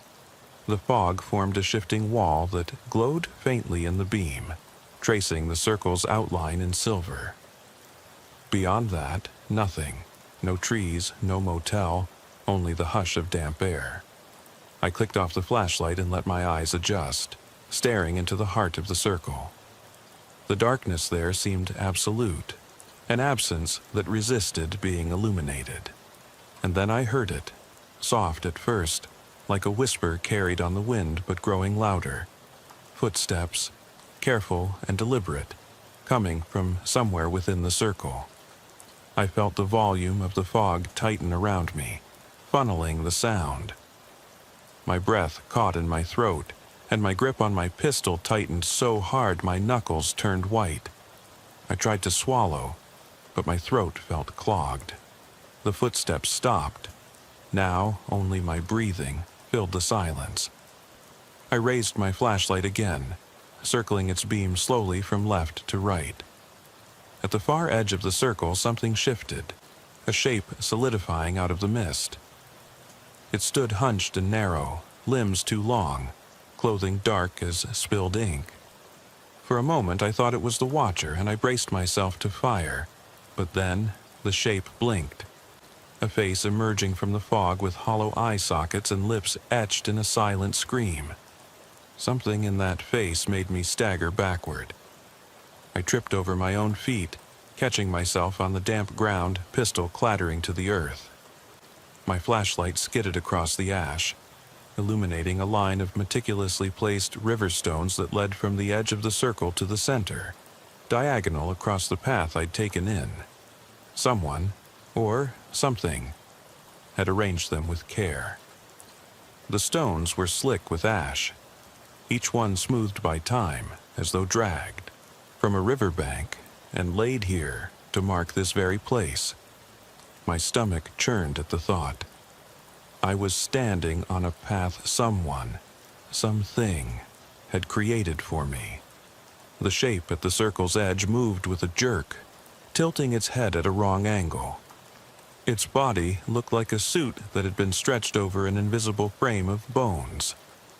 The face that shone in my beam was not human. I swallowed hard, tasting copper on my tongue, and scrambled backward, boots churning the ash. My pistol lay just out of reach. I stretched my arm to grab it, but the figure had drifted closer. Each step it took left no footprint in the ash, only a faint ripple in the clay. When it was 10 feet away, I had to leap backward to clear the center stones. The flashlight rolled in my palm, beam wild, illuminating the creature's chest. Veins mapped across its skin in thick, dark lines that pulsed slowly, as if it were breathing. But I saw no rise and fall, only those veins throbbing under a sickly pallor. I fumbled for my pistol, finally clasping its grip. I rose, half-crouched, pistol raised. It watched, head tilting, as though analyzing whether I belonged in its domain. Then it spoke. A low, rasping hiss that stole all sound from the night except its own voice. "Deputy Reed," it said, and the syllables scraped against my eardrums like stones. "You carried your badge all this way." I swallowed, jaw clenched. "What do you want?" I rasped. The flashlight wavered in my sweaty hand, casting a jittery glow across its sunken cheeks. Its eyes held no pupils, only empty hollows that seemed to drink the light. "You asked to see me," it said, tilting forward. "Here I am." My stomach reeled. "This isn't a laugh," I managed to choke out. "Tell me how this ends." The figure's head bobbed once, as though nodding. "Not how you want." Behind me, the circle's ash shimmered as though disturbed by an unseen wind. I turned to face it, shining my flashlight on the ground. The stones at my feet glowed faintly, revealing hidden markings carved into each. A swirl, a spiral, runes that I couldn't read. I knelt and brushed my fingers across one. It felt carved into the river stone as though someone, still someone, had scratched it here in the darkness. I recognized the symbol as the same spiral I'd drawn on my maps, but here it lay in stone, primitive and immutable. I traced it with shaking fingertips and felt a wave of vertigo wash over me. My mind spun with the realization. This circle was not random. It was a point in a larger spiral, and I was at the threshold of something vast and ancient.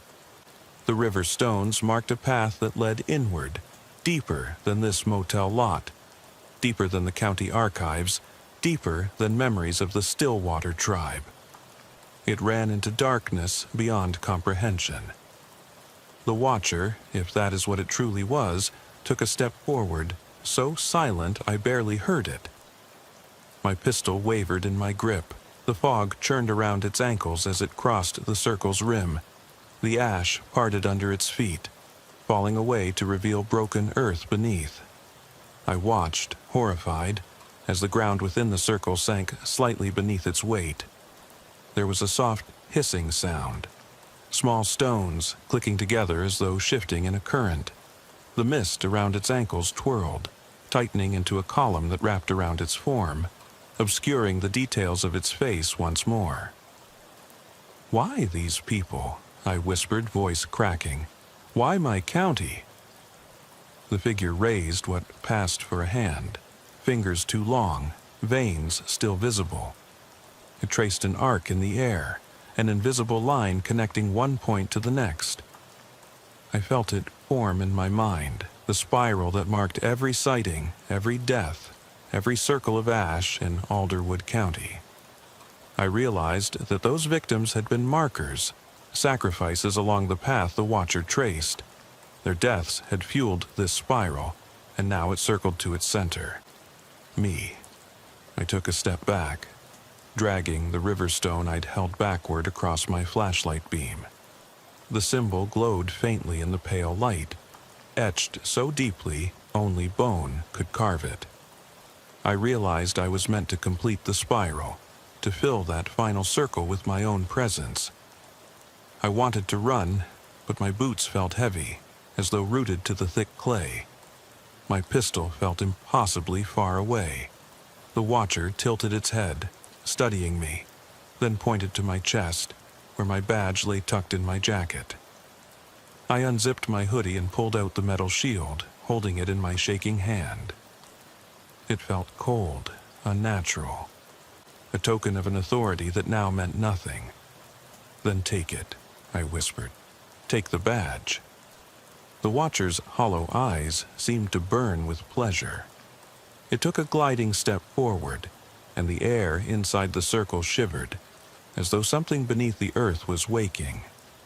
I held the badge out, and as soon as my fingers parted it from my chest, I felt a jolt, as though I'd laid my heart on the ground. The badge slipped from my fingers and clattered onto the stones at my feet. The moment it landed, a yabome, low rumble shook the earth.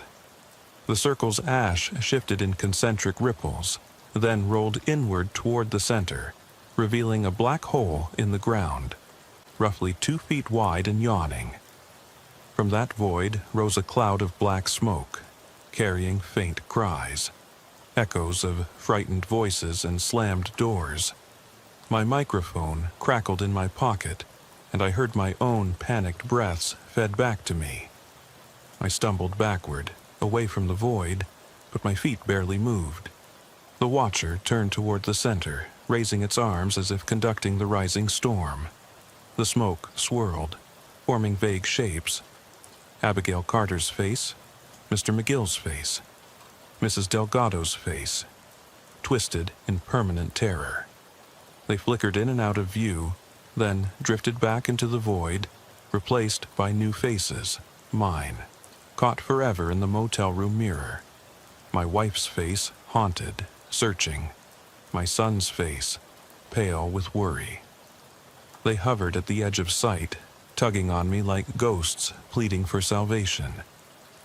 The wind howled through the empty lot, scattering ash across the motel parking spaces, and I felt the spiral of memories tighten like a noose. My knees buckled.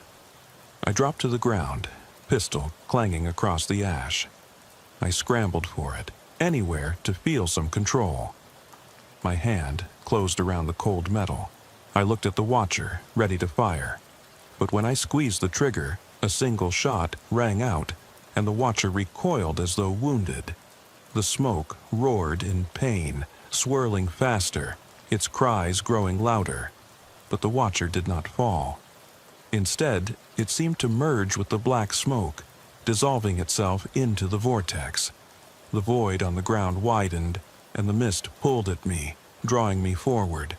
I aimed the pistol at the center of that void, but my arms shook so violently I couldn't hold it steady. I closed my eyes, thinking of home, of my wife, of my son, and tried to pull back. But the spiral's pull was too strong. My boots slid forward in the ash. I felt hands, cold, unseen, clutch at my ankles, then at my waist, dragging me toward the void. The ashes swirled at my knees, climbing, smothering my boots. I tried to scream, but only a rasp escaped.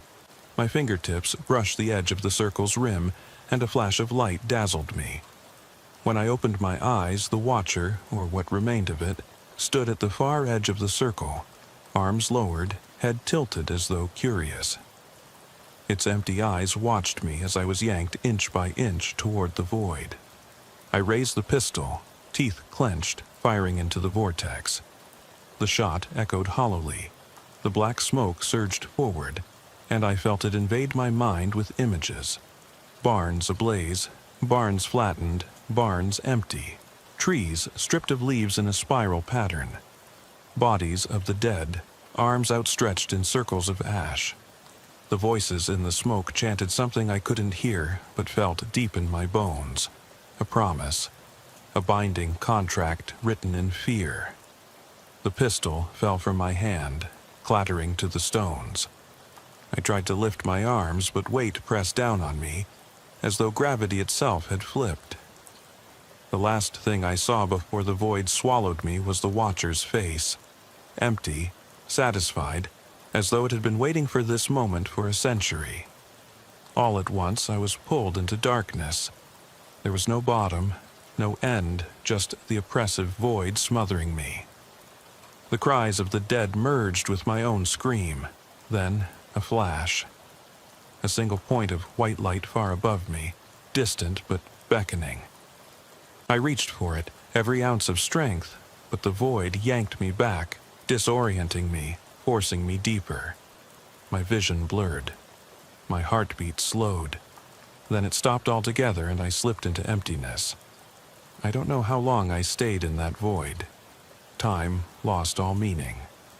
But eventually I began to feel warmth, like embers glowing faintly in my mind. I opened my eyes to see the world again, but upside down, sunk into a shallow pit lined with damp clay. The watcher stood over me, silhouetted against a pale circle of dawn light. I was bruised, bloodied, but still alive. My uniform lay torn around me. The motel's neon sign flickered in the distance, and I realized I was back at the edge of that circle, near the grass where the ash had once lain. I tried to move. My limbs felt heavy, as though weighed by some terrible memory.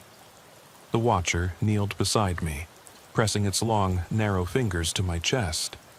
I expected pain, but felt only a cold calm sliding through my bones. Its empty gaze bored into mine, and I understood. I was chosen to remain, to become part of the spiral itself. The words I'd heard in the void returned. Complete the circle. A seed of dread sprouted in my mind. I knew I had no choice. Slowly, I raised my arm and plucked a river stone from where it lay embedded in the mud. I placed it on the ground and felt something shift. Around me, ash began to rise from the earth, forming a faint outline of a circle. More stones rose like magnets from the clay, aligning themselves in concentric rings. I forced a breath, tasting dirt and fear. The watcher's hand rested on my shoulder, guiding me. I reached forward, picking up another stone and placing it in the ring. With each stone, the circle filled in, ash swirling in thin layers until the entire pit glowed with its pale luminescence. I stepped back, shaking, and viewed what I had done. I had completed the penultimate circle. Only one ring remained, the outermost boundary connecting the circle to the world beyond.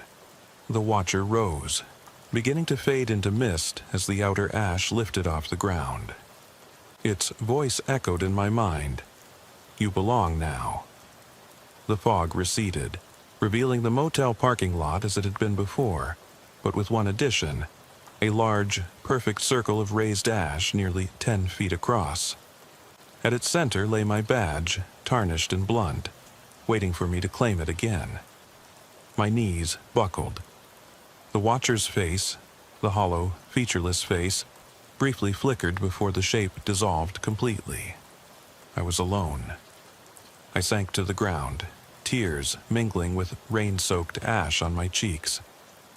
I realized that every step I'd taken, every person who died, every circle I'd found had been part of a pattern I never chose but was forced into.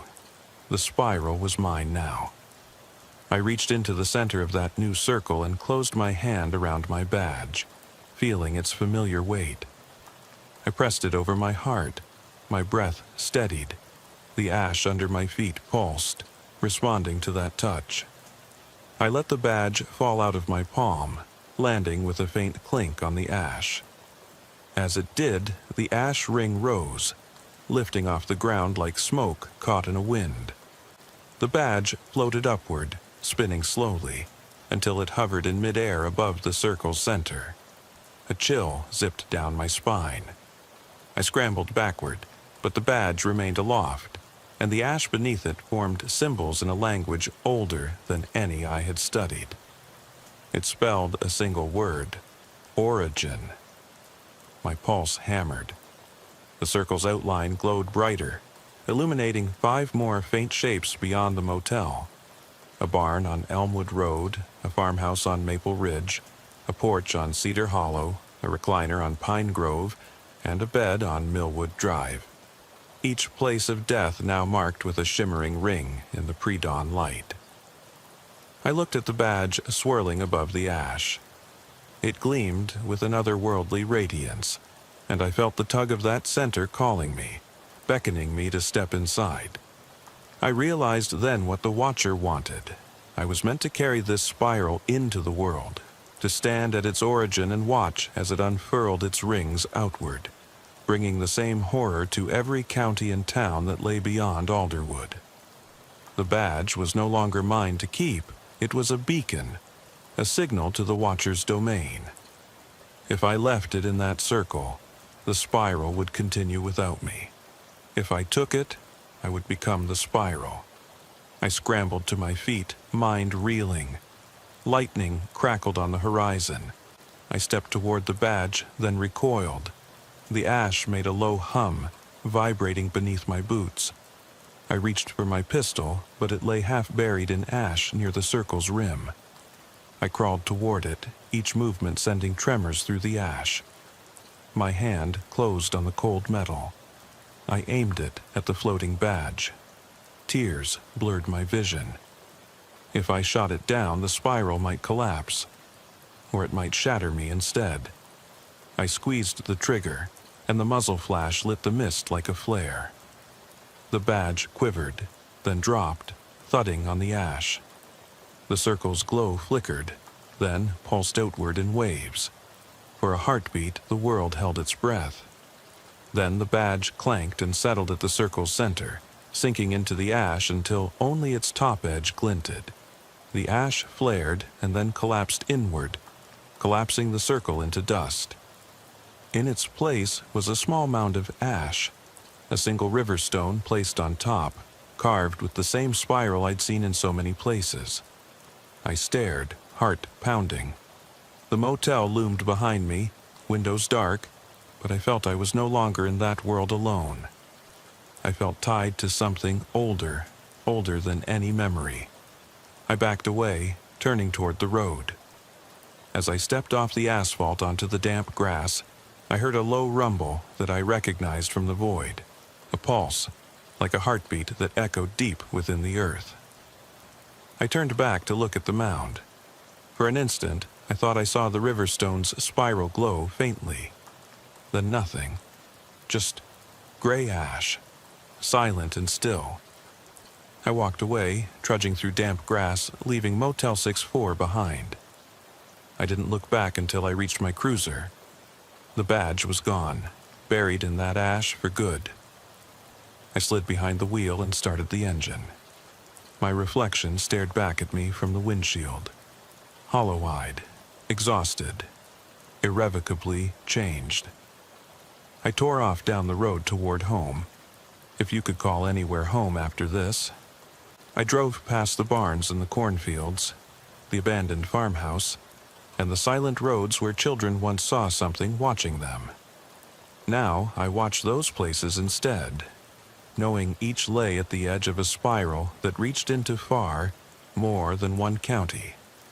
The sun rose behind me, but the sky remained dim, as though the world had held its breath and refused to exhale. Somewhere, deep in the farmland, a new circle of ash was forming, waiting for the next witness. I realized then that a circle never truly closes. It ends only where new circles begin, and the spiral spins onward in silent patience. I kept driving until the horizon swallowed me whole, but I never escaped the knowledge that the Watcher's domain stretched beyond sight. And in that stark dawn, I understood that some spirals can never be broken. They simply demand new hands to carry the pattern forward, and if I refused, it would find someone else. Some other soul who heard a whisper at 3:17 a.m., saw a circle of ash in the mist, and felt the pull of something ancient, beckoning to complete the spiral. I reached the county line gate and stopped. My reflection in the cracked mirror was gone. I was a stranger to myself. In my pocket was a single river stone, smooth and cold. I held it, feeling the spiral carved into its surface, and I knew I had a choice. Take it with me and keep the spiral alive, or throw it back and hope someone else found it. I squeezed it tightly until my knuckles burned with pain. Then I opened my hand. The stone thudded against the asphalt. A gust of wind carried it into the fields, where it skittered into the tall grass and disappeared from sight. I exhaled, thinking that might end it here. But as I turned the ignition and pulled through the gate, I glanced in the rearview mirror and saw, just for a moment, a ripple of ash drifting along the road behind me. Then nothing but morning light and clear air. I drove on,